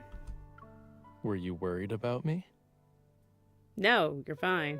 Getting down to business, right? Raphael turns and leans back against the bed. Of course he'll be in the bed immediately. Smiling, his gaze is fixed on me. I blush. Over him? God. He's not even in his god form, whatever. Or his abysmal form. That one's hot. He's just... He's so you were worried about not seeing me again? Oh, God.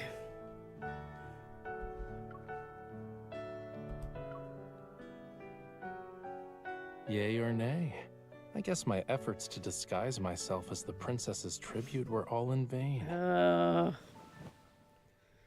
He's pouting. Raphael sits up next to me, ready to share his recent experiences. He holds out his hand and pull me closer. Just as I fell from the sky and landed in the palace courtyard, he opened his eyes to find himself lying on an altar. In an attempt to ask for protection, a small country planned to offer its youngest prince to the princess of the mighty empire. Okay. But there are rumors of her tyrannical nature. She's notorious for salacious escapades that know no bounds. Really? Raphael pauses and casts a mischievous glance my way. That has nothing to do with me, right? He doesn't give me a direct answer. Why would he? All he does is tease. The queen, unwilling to let her son endure such humiliation, summoned a sorcerer who would consult the heavens for a solution. And then you plop down. Was that when you fell out of the sky and got captured? You're half right, though I'm not a fish that got thrown here unwillingly. I wanted to show up. Uh-huh, sure, okay. But how did you know I'd be here? I didn't. Just happened to work that way. Raphael shrugs in response as if he just stated a simple fact that everyone knew. Well, here you are. Aren't you afraid of running into the real princess who's tyrannical and salacious? Whether or not she's like that, who's to say? Why are you leaning in? He leans closer to me and scoffs. There's a hint of a smile on his lips.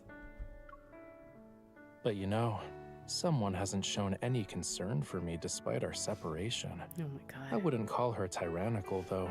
She's more cold-hearted. Whine, whine, whine. Like, what if I hadn't shown up and one of those guys swept you off your feet? They wouldn't have? Because no, not interested? That's nonsense.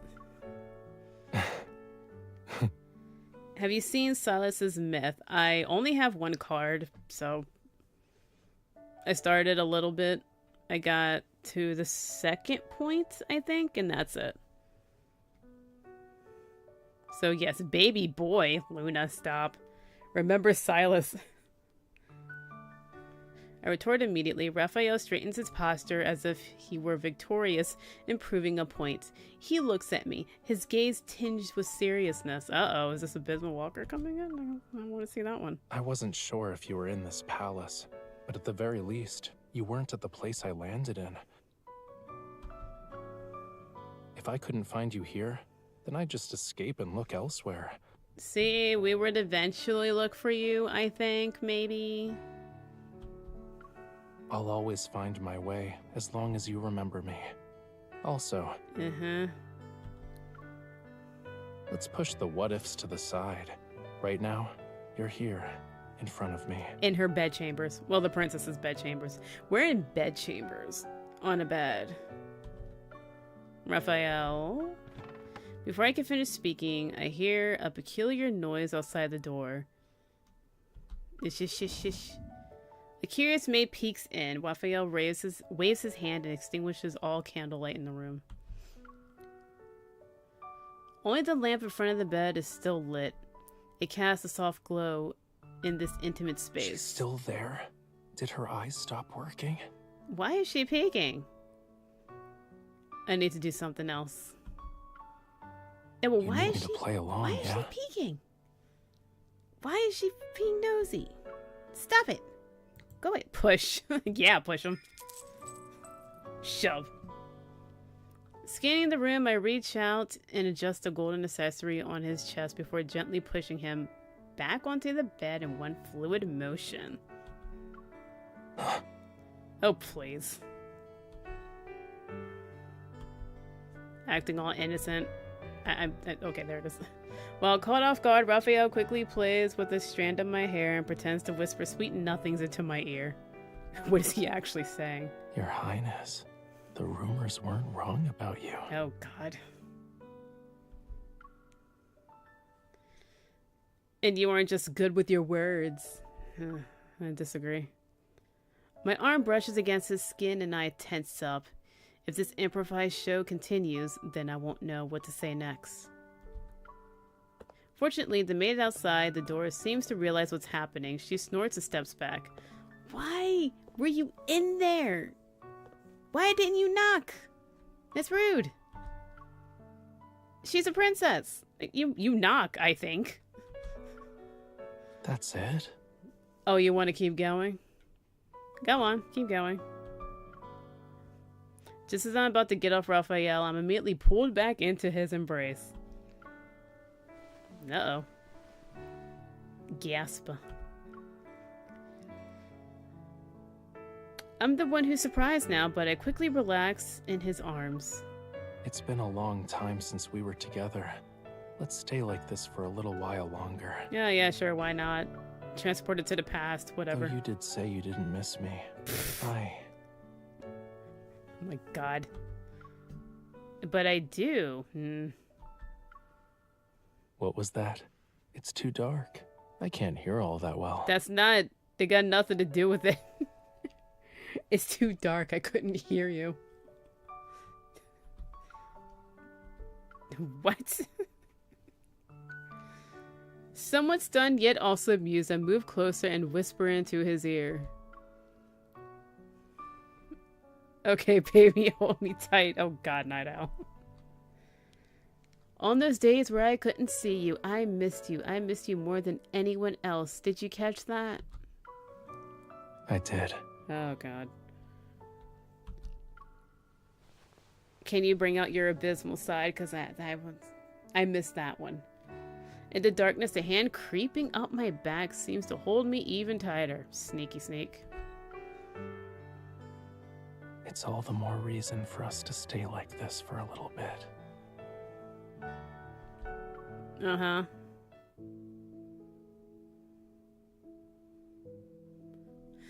Days pass. The princess still hasn't returned, and no one knows if she ever will. She just ran. She left.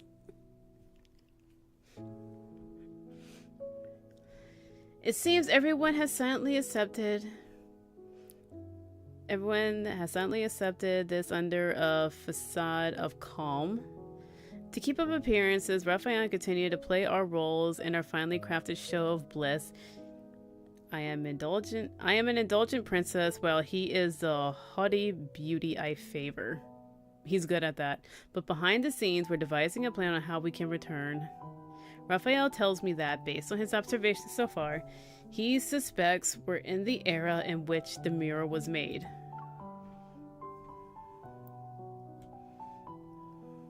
Since we time traveled or something, is it possible the alternate reality we're currently in has that very same mural? Probably. Two character types I would never chase after are cute baby face types that look super cute. Like Honey Senpai. They scare me, and the character that's always smiling.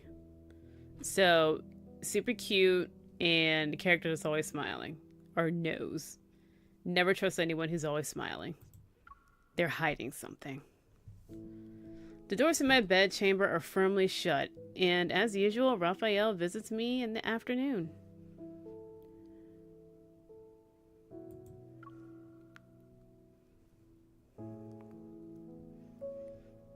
Afternoon sunlight flows through the cracks of the wooden window. The golden accessories on his attire shine. They're a spectacle to behold. A light bulb goes off in my head, and I add on to his statement.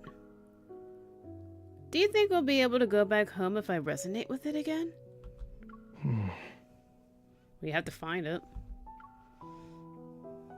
Raphael contemplates with my idea for a moment. He then gets up from his chair and heads to the door. Let's go, Your Highness. Let's take a walk. Where are we going? We're finding our way home.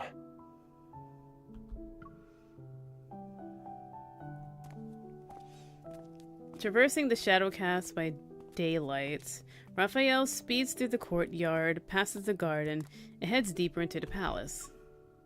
I follow close behind him with the same quick steps until he stops in front of a wall. Always watch out for those types of characters, yes. When you said we find a way home, did you mean we would start from here? I gaze at the looming palace walls, their imposing presence akin to the insurmountable fortress? We're like birds trapped in a cage. It's too tall. I almost want to know what's supposed to be kept out. Or in. It can't be us, right? It's definitely you. You're horrifying. Raphael raises an eyebrow and looks behind him. Do you want to see what's outside, Your Highness? Of course, but... Before I can finish, I notice my feet are no longer touching the ground. Raphael's already carrying me. What about his noodle arms? I'm supporting you, obviously. How else are you gonna see what's outside? He's gonna throw her over. Suddenly, the palace wall doesn't seem so daunting. I stretch out my hand and my fingers are almost touching the top of it. I peek over the wall, and there, a vast desert glitters under the sun.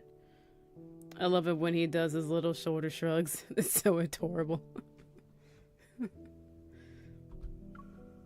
Is it? So, is the view nice, or...? It's the desert. With a bit of support, I hoist myself onto the wall's ledge. I reach out to Raphael. Come up, take a look at it yourself. You won't know otherwise. Go on. Raphael hesitates before grabbing my hand. With a bit of effort, I manage to pull him up. Raphael and I sit on the palace wall and survey the landscape in the distance. Well, now that I'm seeing it for myself, it's breathtaking. Honestly, the view isn't exactly striking. It's just a barren desert. The wind whips up sand and dirt, stinging my face. Then again, it feels like it's been ages since I had a breath of freedom. I realize why the princess wanted to escape. Being confined in this palace is dreadfully dull. She had nothing to do except live the same boring life every day, in and out. Didn't she run away to see her beloved, though? Yeah, who was that, I wonder? Even if the person I like is around, I wouldn't want to have such a life. Because he wouldn't like it either, right? I turn to look at Raphael, right? Raphael, will we be able to return to Lincoln? Not right now. We're missing something. The mural? Which is... The stuff that'll take us back the way we came. The mural. Then we have this conversation. I want to ask Raphael what he's talking about. Yet before I can even open my mouth, someone angrily shouts behind us. You on the wall! Who are you? You don't recognize your princess from afar? What the hell? I'm surprised I didn't shoot first. Raphael and I hastily to turn around and spot the guards who are about to rush toward us. We have no choice but to jump down. Raphael grabs my hand and leads me deeper into the palace. Great. Now they're being... Over here. Oh, hey. It's someone's study. After some time had passed, he pulls me into a dark, secluded spot. He leans closer, and I'm pressed against a shelf. Of course, we're pressed against a shelf. This place. Shh. Raphael covers my mouth with his hand, and I immediately stop talking. Lick it. Meh. Okay. Heartbeats. Calm down. Oh, dude. Will you chill? But in the next moment, his face moves closer to mine. My heart is beating like a drum. A couple of minutes pass, and it seems the guards who were after us have disappeared. Raphael lets go of me. So, what were you about to say? The mural? That, I mean... I was about to ask, where are we?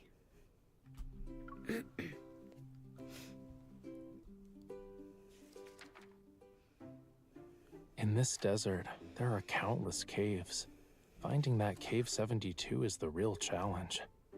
You did say it was Cave 72. But if there's a guide of some sort lying around, That might make things easier. And we're gonna need water because we're gonna be in the desert. Gonna need something to protect us from the sun. And water. A camel. A camel would be nice. In other words, the thing Raphael was referring to that will take us back the way we came on the map.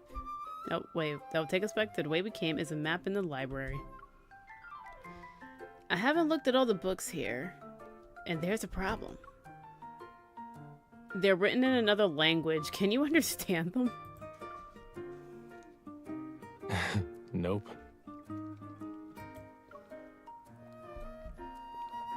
Quick, cats comprehend languages. With a casual flick of his wrist, Raphael taps the top of my head. What? Taps the top of my head. Taps the top of my head. What? Taps the top of my head with the book he pulled out from a nearby shelf. We're looking for a map, cutie. Focus on the pictures, not the text. Oh my god, he did not just... He did not just call me cutie. Ugh. I nod and dive headfirst into the sea of books, calling me cutie.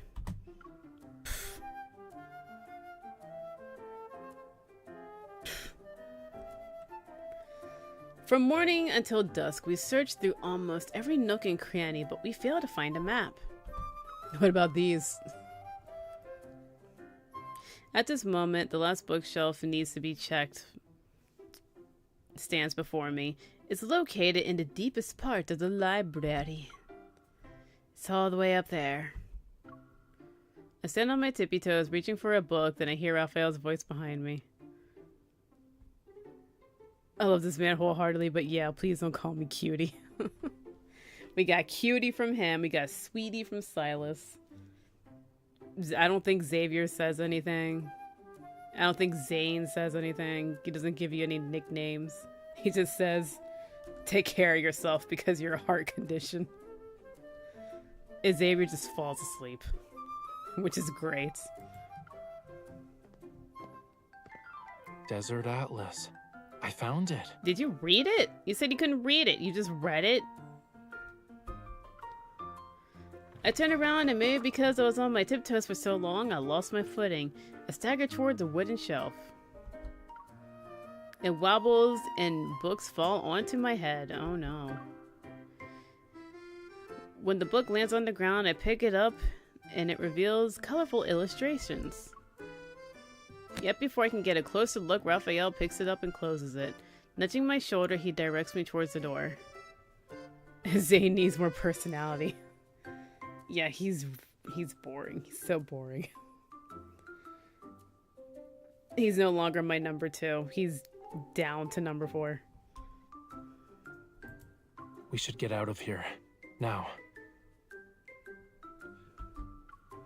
Yeah, what's up with that art book? I want to know. Is it yours? Are you trying to hide that you're really, really old? Like ancient? Like since the beginning of time? Something feels off. Raphael's actions are usually graceful, but the way he's moving is weird. What was in that book? Who knows? Then let me see. I saw there were colorful drawings in it. Do you think they could be the murals? Nah. Take the book. But you didn't even see it. How can you be so sure? And how did you know? He said Desert Atlas as if he was reading the title, which means he can read it. He can read the language. He can understand it.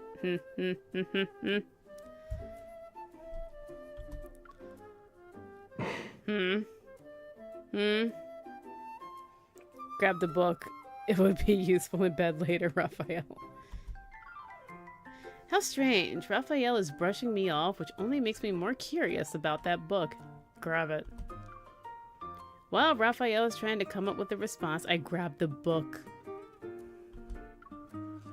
Flipping it open with a flourish, I only then realize that it's actually it's a sketchbook? I'm stunned by the drawings, but then a hand covers my eyes and another snatches the book. Dude! I told you it's not for innocent people. yet you still took a peek anyway. I don't think you said that. Now everything's just awkward. No, wait, no, grab it. You didn't say, exactly, you didn't say that at all. You didn't say that at all. Okay, but like, did I need to tell you explicitly? Yes, it's called communication. Fine, let's go back and study the book, honestly. Bring the book. I swipe the map from Raphael and hold it close to my chest as I dart out of the room. I'm itching to leave this embarrassing experience behind. No, but what did you see? I want details. Hey, wait. What position? I'm the only one who's gonna know about this, and I won't be telling anyone else. Why are you so nervous? Why were you so nervous? You made it weird.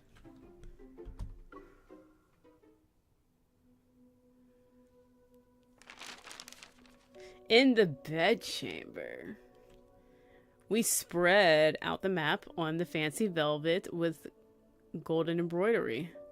What innocence. Did you forget about the time in the bathtub? Time in the bathtub. I don't think I know about the time in the bathtub. Is that a different card? Time in the bathtub.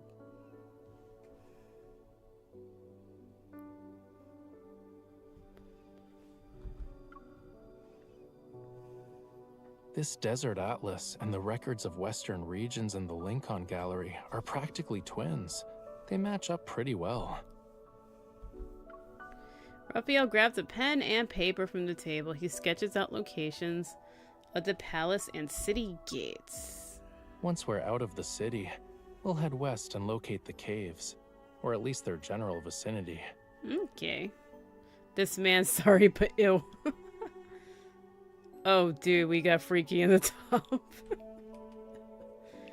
Is it no restraint freaky, or...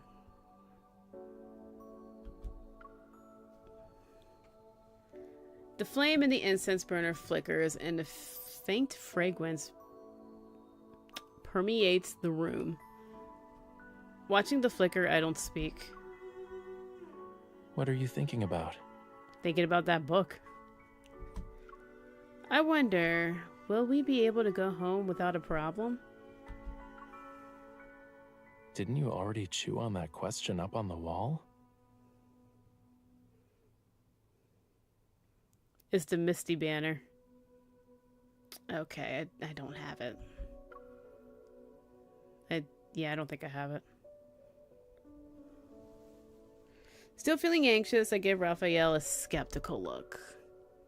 But even if that space-time vortex appears, we might end up in a different reality. Who knows where we'll be?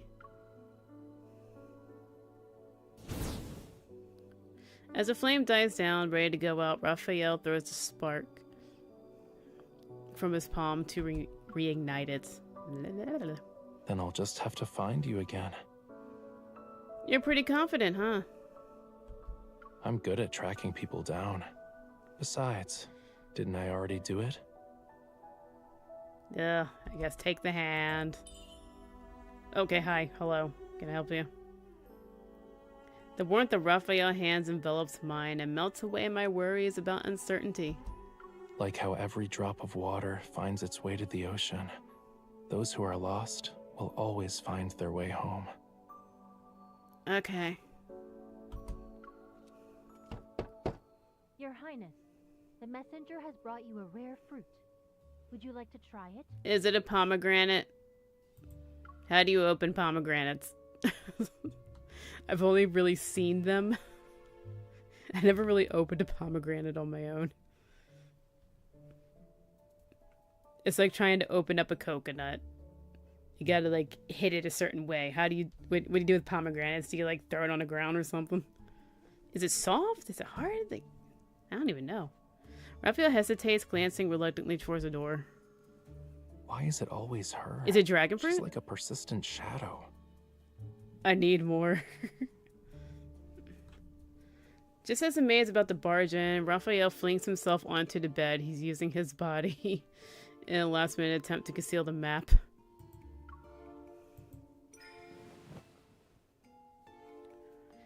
Then I lean in, pretending to be intimate. Oh, yeah. Sit on him.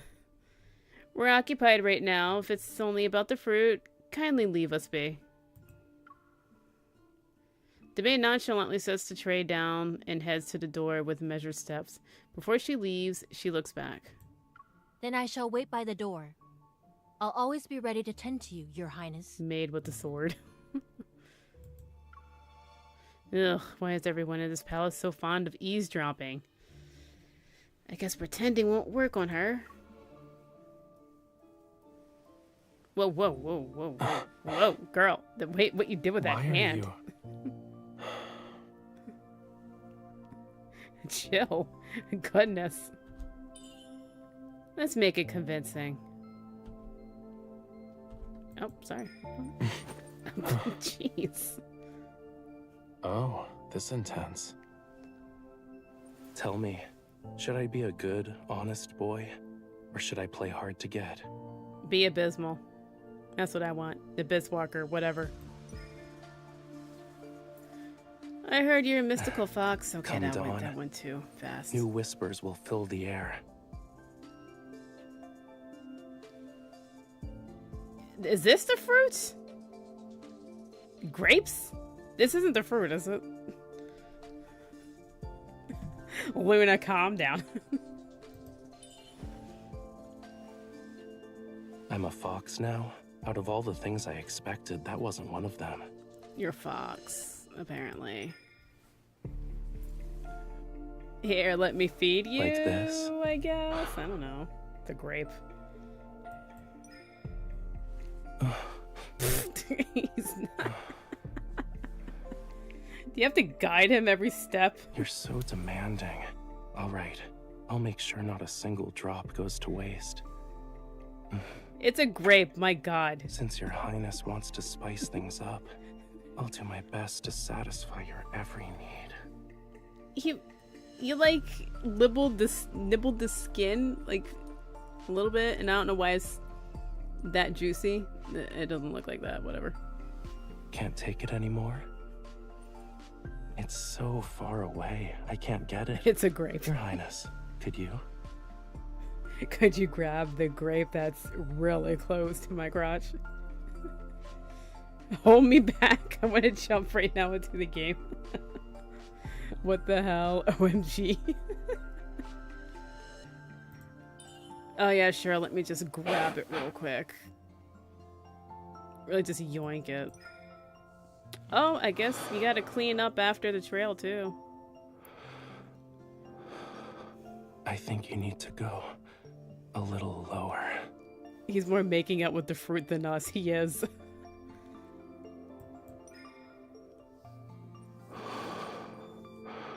Oh, then here? Is this where the fruit is? Wanna keep looking? At the fruit?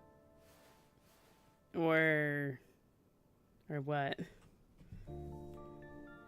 I can't see the grapes the same way now. I see grape equal Raphael licks. He also nibbled. Whoa, whoa, whoa, whoa, whoa. Forget the fruit. Can't you compensate me another way? But I like grapes. I want grapes. Okay, calm down. It's okay. You're heaving like a lot. Are you okay? Do we need to see the physician? Yes, I can go lower. Much, much lower. Go to his feet. On this night, I drift in and out of my dreams. The candlelight is gone. Lost in darkness.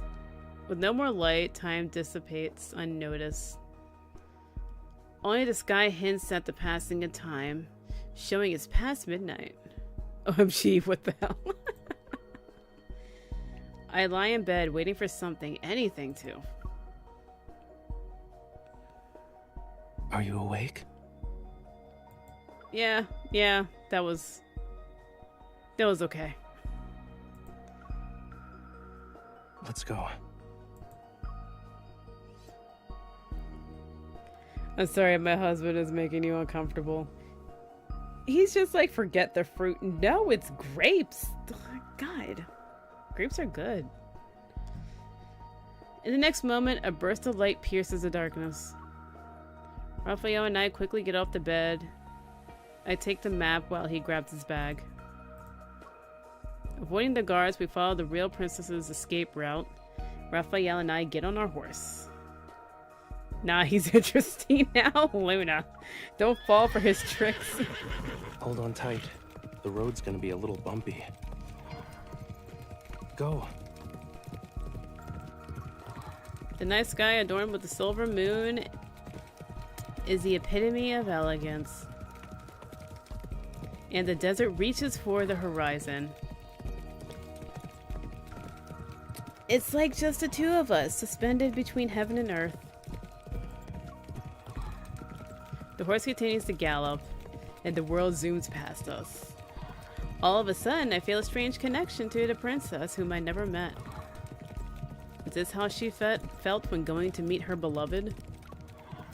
I hold on to Raphael, hoping to find the mural soon, but also wishing this journey never ended. Did you bring water? You should have brought water. Also, it's really cold right now in the desert. Did you bring a cloak or something? Raphael pulls the reins and the horse stops before a cave. This must be it.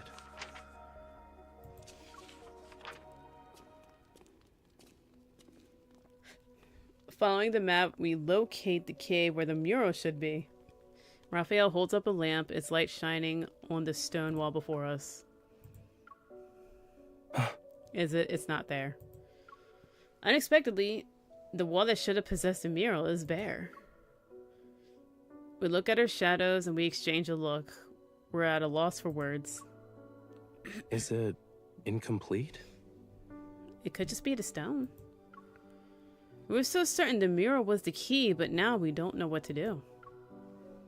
Where did that painter go? Painting tools lie scattered on the ground near the stone wall. There are mineral pigments of various amounts. Raphael picks up a brush from the ground. It dips it in the ochre pigment, then he paints a line on the wall. Interesting. This isn't the original stone wall. There's a layer of fine clay and kaolinite on it, all ready for painting. Seeing me still fixed on a dark red brushstroke, Raphael takes my hand and guides me deeper into the cave. It's time to investigate.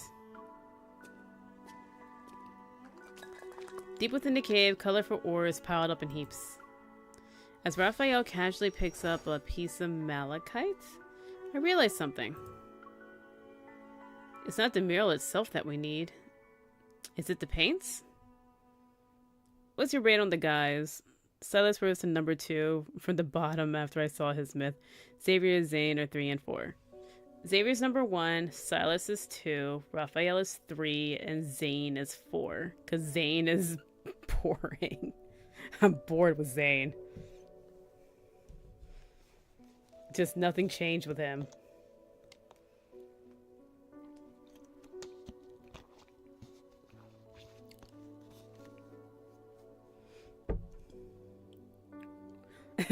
Silas is hot. That's because he's a bad boy and you like bad boys. If the protocore fragment is hidden in the ore, then that's our ticket home. We can try. A long night draws to a close as daylight seeps in through the crevices and touches the faint remnants of the darkness on the wall. Maybe in our own little way, we'll be able to return things to how they were. I clutch the malachite in my palm. Wait, there's still something I need to do. I'm surprised as Raphael takes the ore from my hand and guides me back to the stone wall. What are you doing? You know, an opportunity like this, where we can go into an alternate reality, there won't be a second time. You want to put your signature on it? Since that's the case, Let's leave behind something that only we recognize. In the dimly lit cave, he turns to me. Holding a paintbrush, he gazes at me tenderly. Aw, tenderly. Why are you spacing out? Pass me that pot with the cinnabar. Not quite adept in ancient painting techniques, Raphael ends up with paint smeared all over his hands. Starting with a burgundy as his base, he swiftly outlines a figure's attire with just a few brushstrokes. Is that me? Who else would it be? He dips his brush into the cinnabar pot and adds a red fish, his tail vividly flickering. And why is the little red fish next to me? Raphael gazes at me, a gentle smile on his lips. Because it likes you, cutie. Yep, stop it. You ruined it. Don't, no. Raphael and Silas are different guys, but their stories parallel with one another. The dev's definitely pitting them together. It sounds like it, because I remember in his myth, he mentioned somebody came from, I feel like the princess came from the abyss. And then in Silas's myth, he was also in the abyss. But that was before that myth.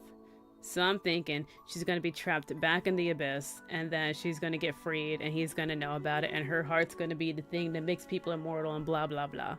So I think they're linked that way, if I'm remembering that stuff correctly.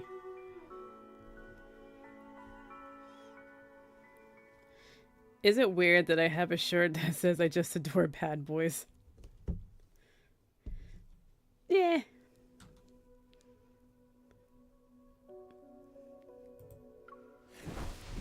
A streak of crimson light shines. The girl and the small fish break through an illusionary barrier, traveling from the desolate desert to the boundless ocean. Thankfully, you'll be taking me home this time. Yeah, I guess. I can almost sense the damp air. I turn to look at Raphael. Is it me, or does it smell like the sea? I guess it's raining outside or something. Oh my goodness. You're just bringing the sea wherever you go. The air is getting heavy and the water droplets trickle down from the rocks. It's a sun shower. Once everything's soaked, we'll swim back to Lincoln together. We marvel at the desert's wonder until the rain stops. A peculiar rainbow appears in the horizon. It's just like magic. Peering out from the cave entrance, I see a radiant light shining on Raphael's face. Are you suggesting we've stumbled into an alternate reality where you're a princess and I serve as your charming tribute? And we happen to get caught in a downpour in the desert? That you created, probably? Yes. We experienced so many magical moments together. This has to be a miracle, right? As if a god made things happen or something. So weird. Of course. But if you want to talk about the greatest miracle... I don't want to hear it. Don't. No. He turns to me. No. Wouldn't it be how I can still find you, even in the vastness of space and time? Okay, as long as you don't say sweetie. Or cutie. You say cutie. Don't do that. Not knowing how many seconds have passed, I look into Raphael's eyes. His fingers are intertwined with mine. In the next reality, I will never let go of your hand. Please do. It's fine. Gazing at the ore in my palm, I hold my breath and focus. A familiar vortex appears. I tightly hold on to Raphael's hand and jump.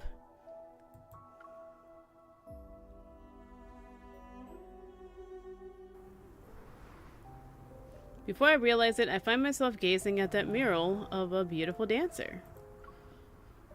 There she is, moving gracefully in her attire, as if she never left. Raphael? I try to look for Raphael to see he's next to me and his arms... I try to look for Raphael to see he's next to me. His arms are crossed. He's watching me closely. No to cutie, but yes to silly girl. Doesn't it feel like we slipped through the sands of time? Didn't we? Yeah. It's nice in a way, especially since I still have you by my side. Raphael turns his head and stares at the mural.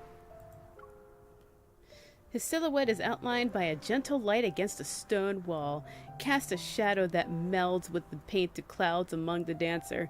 It almost becomes a part of the ancient mural. While I'm captivated by the scene, he remains lost in his own thoughts. I wonder if this mural we're admiring is truly the artist's original masterpiece from that era. As Raphael speaks, he walks to the other end of the wall, and in the blink of an eye, he vanishes as if merging with eternity itself. He probably did. I quicken my steps to try and grab the blurred shadow of the mural. Why are you in a rush? I'm here. I'm worried that if I blink, you'll disappear again. All vehicles are at the airport to drop people off, you know. So within a 50-mile radius, you won't find anything. Not even a dirt bike. We just went through a mural that took us through I'm in a time. bit of a tough spot. I can't escape even if I had wings. Swimming's my only option. You literally summoned a whale. You have options. You have many options. Raphael looks at the seemingly endless expanse of yellow sand outside the cave. Unless the sand turns into seawater, I might find myself stranded in this desert. No, you'll be fine. Or a kind soul could rescue you again.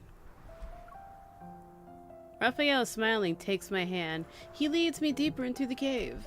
Then should I thank her in advance? In the cave? It's dirty. It's dirty. No, God. Sand. Oh, God. Sand in places. No. No. Give me gems. Give me gems. I need to farm.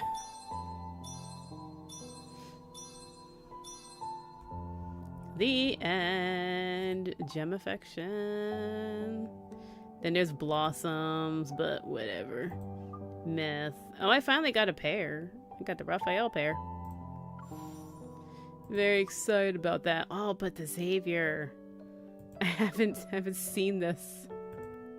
I haven't seen any of this. Love me some Xavier. I want to know.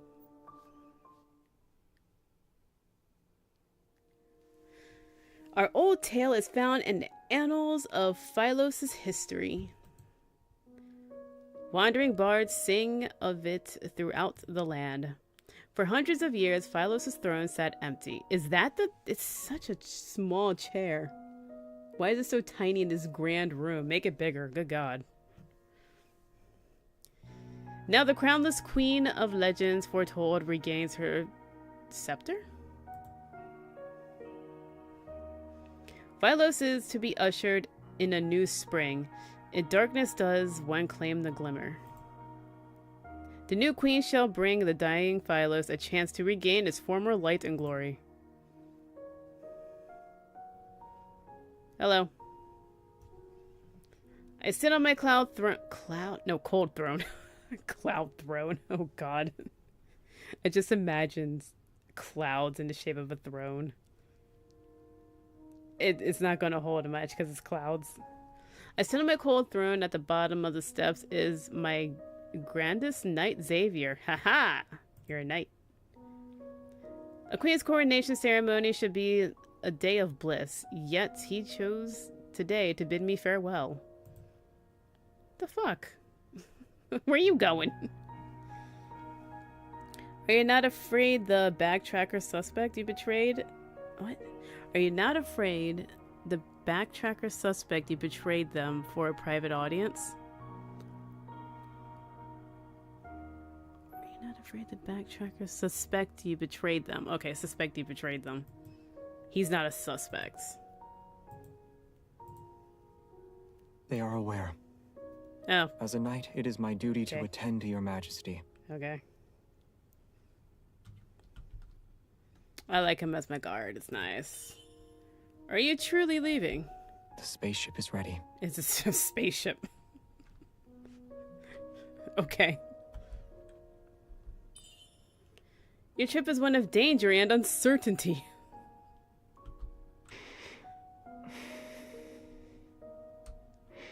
Maybe don't go. Our safety is assured so long as your majesty doesn't call our steel into battle. I gotta go out for lunch. Catch you next time. Have fun with the guys. Thanks, Night Owl. Damn, lunchtime? It's nighttime for me. Your Majesty, he addresses me with a cool indifference. Oh, wow. We have history. Actually, Xavier hasn't addressed me with my name for years. We definitely have history. And now, seeing him stand, I realize it's been some time since I've gotten a good look at him. You've already made up your mind. In that case, I rise from my throne and walk down the steps. I will tell the citizens. I stand before Xavier.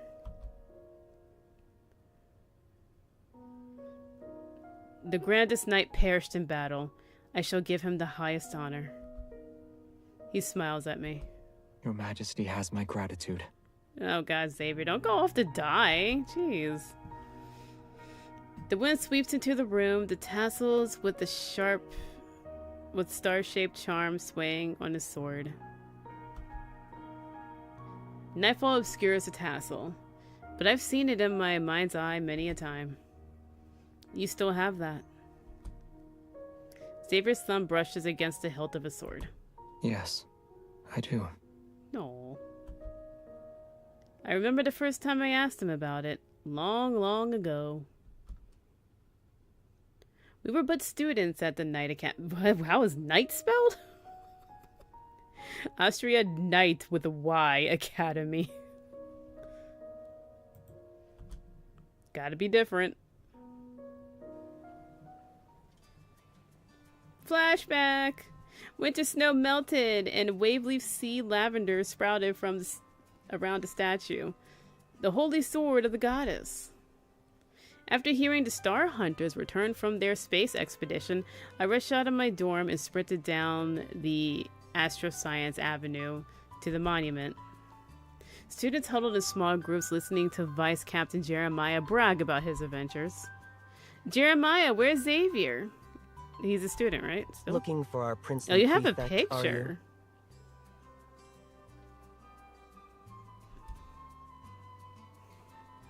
He checked his surroundings and scratched his head. Strange. He was here earlier. Jeremiah, you have a picture. Are you important?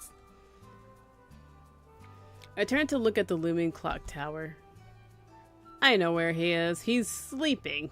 He's sleeping. He's taking a nap. He's at a secret hiding spot again. He's taking a nap. I run to the clock tower, ignoring the shouts behind me. Don't bother him. He's injured. Near death's door, I'd say. Yeah, right. He's fine. He's sleeping. Oh, he's not sleeping.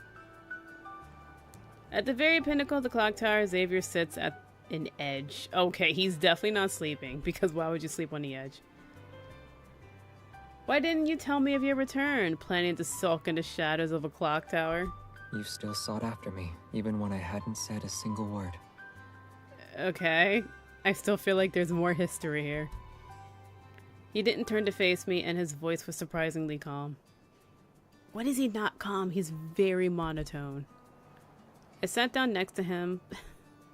I watched as he retracted a tassel with a star-shaped charm on the hilt of his sword. He must have been staring at it again. What's wrong? Did someone tease you? I looked away. Yes, you. Jeremiah said you were on death's door. I was somewhat concerned. But here you are, hale and whole. I can be on death's door and you would only be somewhat worried. I see. Oh, please, like you'll ever die. I won't even bother fretting over you next time. Xavier chuckled. Did he? Well, I was worried you desired revenge. Only an arm and a leg would suffice. If you are so genuinely worried, then don't keep us in the dark. And you owe me. A month ago, we had a break from our studies in the winter. The Wanderer attacks became, Wanderers, more frequent on Phylos. All students were to report their whereabouts to the academy. Xavier was the only one who did no such thing. Xavier didn't report his whereabouts to the academy for his safety. What the hell? A day after our winter vacation started, he quietly boarded the spaceship for the Star Hunter expedition and disappeared into the Starry Sea. Shh, was all he said to me when I happened to meet him by chance prior to his departure. The academy and your family were relentless when they lost contact with you. I covered for you and worried about your safety. Sleep has evaded me ever since. The more I remember, the greater my anger. But Xavier continued to laugh. Is he? You were quick to deflect any suspicions heading my way.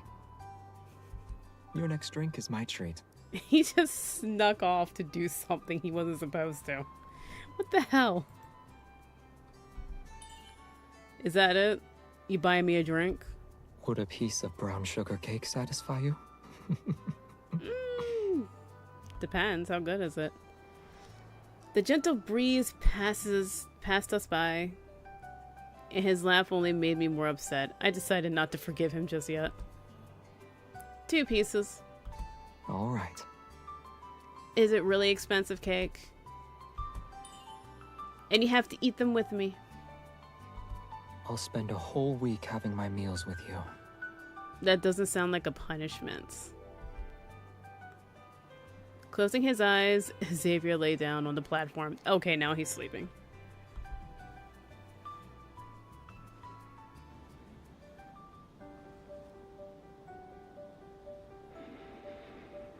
Aww. Hello. It is quite unlike you to stare at me without saying a word. Breeze is delightful. Won't you join me? Just laying down on this cold, hard ground without a pillow.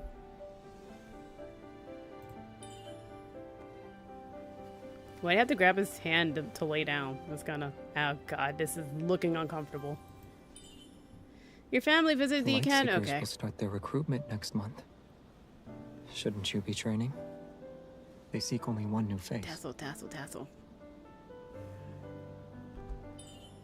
You always avoid talking about your family. Is there a reason? Tassel. They say you have someone. As I've told you before, it's not what you think. Has yet to tell me the story about the tassel. This tassel is a living fossil, your beloved. Is that so? And may I ask what kind of tassel is popular nowadays with the townsfolk? A pig. He's avoiding the important part. I can't even read your questions, it's going so fast. I have no idea what you're saying. Simple, neat, just like your uniform, I guess? Never noticed. To be honest, your description matches this tassel. They are different. Are your eyes not working? I wonder? I don't... Whoa, what? What? Huh? Why'd you do that? It's birds. And what were you about to say? That was very weird. What was that? I'm heading somewhere? It's going so fast, I can't read it. Now that you've returned, you're on your own when your family comes knocking. I can read that. Since your next few drinks are my treat, may I ask another favor? Okay. Go ahead. I'll tell you later. Go to class. We'll meet at noon tomorrow by the Holy Sword of the Goddess. Are you asking to spar once more? You want to spar? Why did he grab the face when the birds flew? That was weird. What was the point of that?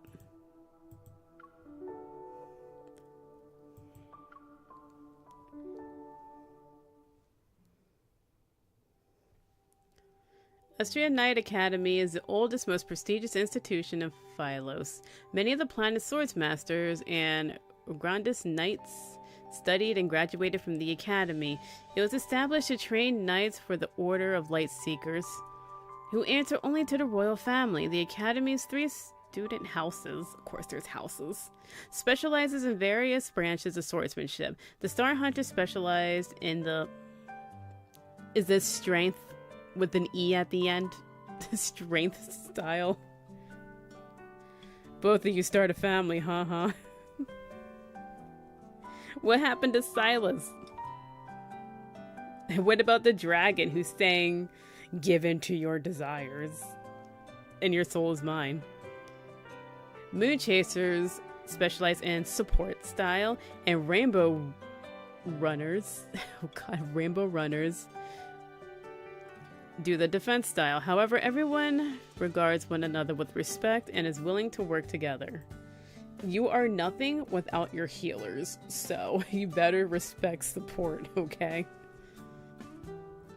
Yet this year's students thought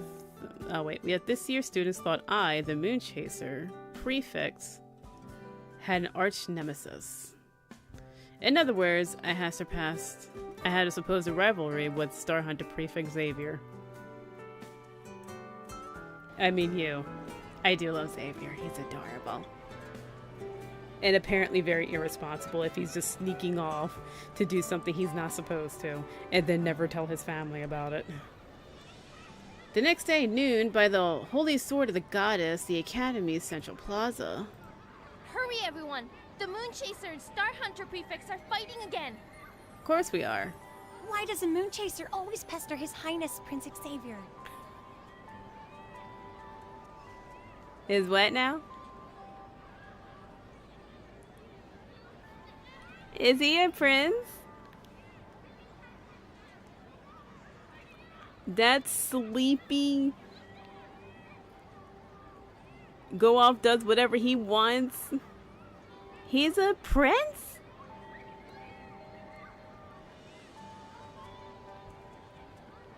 I thought he was just a star or something. Oh, I'm getting with royalty, yes. Alright, Luna, you take the dragon. I'm taking the prince. He's royalty. Our prefect is a student of the Grandest Knight. When swordsmanship's involved, it's hard to say who wins. I got a prince! I'm getting a prince.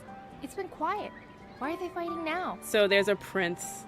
I honestly thought Zane would be a prince, or some kind, or maybe a king or something. Because I think there is a memory where it looks like he's sitting on a throne and he's kind of frozen to it. So I thought he would be a prince. But Xavier's a prince, Silas is a dragon, Raphael is a god. So what the hell is Zane? The preliminary rounds to join the Light Seekers are about to start. Maybe they're settling who takes the spot? He snuck off with them, didn't he? He's just... Don't they have the same teacher? They should make better use of their time. I'm with the prince. They probably despise each other. That has to be it. They don't despise it. He will soon be queen, right? They must I'ma truly be a hate queen. each other then. This is a flashback, so I will be queen. Don't know what happened with that, because he's being referred to as a knight. So I would love to know what happened with that. Did I marry into the family? I stood amongst the ocean of people holding the sword at my waist. Standing across from me was Xavier, unperturbed by the gossip. The prince. My weak point will be revealed by your 30th move. Mm-hmm. Strike me down before my comet trail determines the outcome of our battle. All right, Your Highness. You got it. You got it, Prince Xavier. Your Highness? I couldn't help but sigh after glancing at those around me. Why do you always request a public beating when there's no excuse not to go home, Savior? Everyone and their mother believes we hate each other. We both attend the academy, and the Grandest Knight is our teacher. You are the only one who has a chance of winning against me. Losing to a stranger would be unheard of. He's like, I am not gonna lose to a bumpkin I don't know. This shall be our last duel. What? No. Hey, what? I just learned you were a prince. You said the same words upon refusing to take the final exam for culinary arts. Oh god. The professor spent the entire afternoon scolding me for bullying my classmates. I'm sorry. Are you? Do you refuse to meet His Majesty? Is that why you snuck out with the expedition team? I wish he never was my father. Okay, wow, what's happening here? What's up with your dad? Hold on.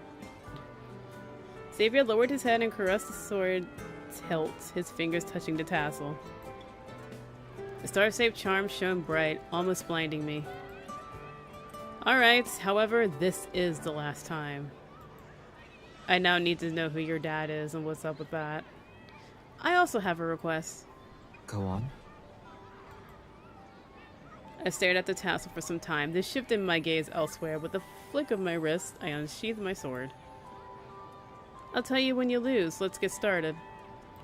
So, what is to be your 30th move? Don't go easy on me. I'll defeat you in less than 30.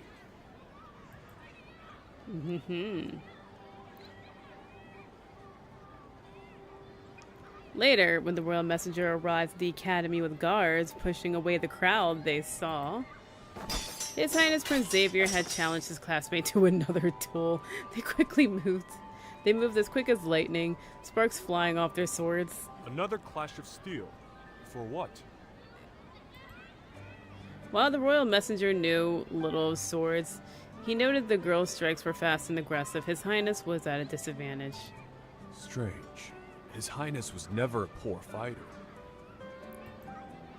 Meanwhile, the crowd was swept up in the spectacle. How ruthless! They certainly are rivals. Upon closer look, the royal messenger discovered something peculiar.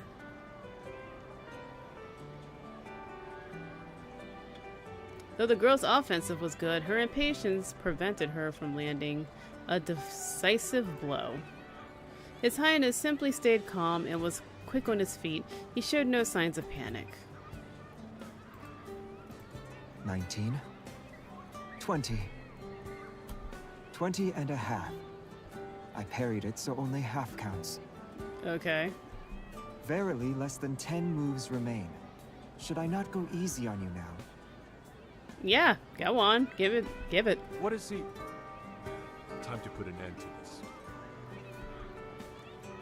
The royal decree he brought today was related to the future of Phylos. Separate them. No. We're busy! The royal messenger gestured to the guards behind him. They immediately interrupted the duel. About to unleash a technique, the girl forced herself to stumble so she wouldn't hit the guards. Panic appeared on the prince's face and he rushed forward, putting himself in the path of the girl's sword. Protect His Highness! Savior, what are you doing? The guards did as they were told. The Academy's plaza was plunged into chaos, onlookers screaming. Oh great, now I attack the prince. Lovely. I leaned against the holy sword of the goddess and rubbed my sprained ankle. Xavier was taken away by the royal messenger. Our duel ended with no clear winner. The crowd quickly left. You went too far this time. It's unbelievable Prince Xavier would have the gall. Are you sure it's unbelievable? I don't think it's unbelievable. Even if the position of Lightseeker is at stake, His Highness can't just ask servants to interrupt. But he didn't. It was the guards. It was the royal messenger that did that. It's not like that at all. Still defending him? Don't forget. Jeremiah paused and suddenly put an arm around my shoulder. Ew. I'm only saying this because we're friends. Ew. Rumors speak of ambassadors talking of an arranged marriage. No. What? Attending the academy doesn't change how Xavier is of royal blood. No. The guards must be having a word or two with him about it. No. I refuse. I will kill that bitch. If you're desperate to ask him, you'll require more than luck. Do you need my help? No, I can't marry him off to some floozy with a fancy last name.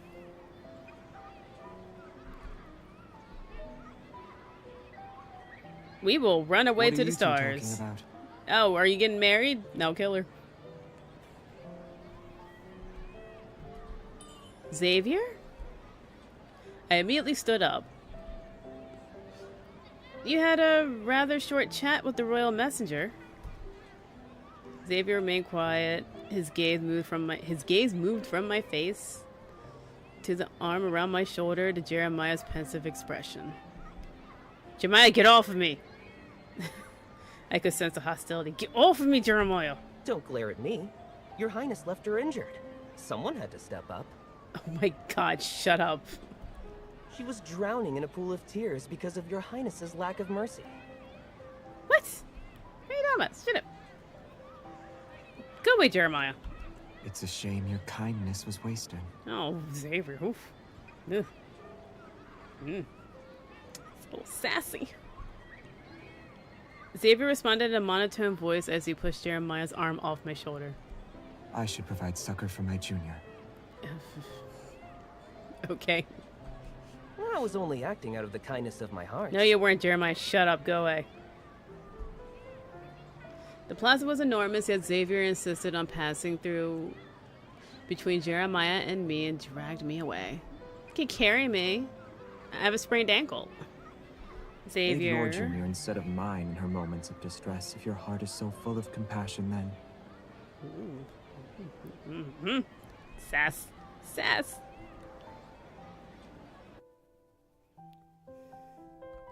I think that's all I'm getting. No, but are you getting married? What the hell? I'll poison her. Whoever it is. I'll come after her. Hi, you didn't say you were a prince. What's up with that, huh? You're a prince. Trust like this. You're a prince, huh? Huh? Mm-hmm. Yep, heard that. Okay. Silas is a dragon. You're a prince. Raphael's a god. This is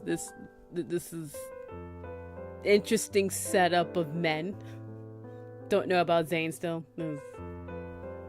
Kind of whatever. But I think I'm gonna. Sleepy or hungry? Oh my goodness! Look at him. You seem a little out of it. He's a prince. But I'm gonna cut the stream here. It's what, over 2 hours? It's 2.5 hours. That's good. That's good. It's long enough. Saw some Silas action. Got some Raphael action. Learned that Xavier is a prince. But thank you for watching. Thank you for stopping by. And thank you for the likes. Next stream is Tuesday, 7 p.m. Wait, what's Tuesday? Hold on a second. Holidays are coming up, I'm pretty sure. We're both pretty good at being silent.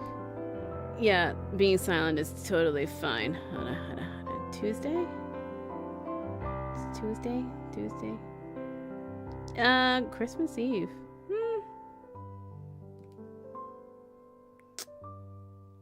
I think I won't do a stream on Tuesday. Christmas Eve. Spend time with family if you like them. So next stream will be next Friday, 7 p.m. Eastern Standard Time. Yep, Merry Christmas, Happy Holidays. I'll assume we're playing red light, green light. Will you go to sleep? I keep being interrupted. Where was I? Next stream, next Friday, 7 p.m. Eastern Standard Time. Figure out what I'm playing then. With all that being said, have a good night, enjoy your weekend, Merry Christmas, Happy Holidays, And I will return next Friday.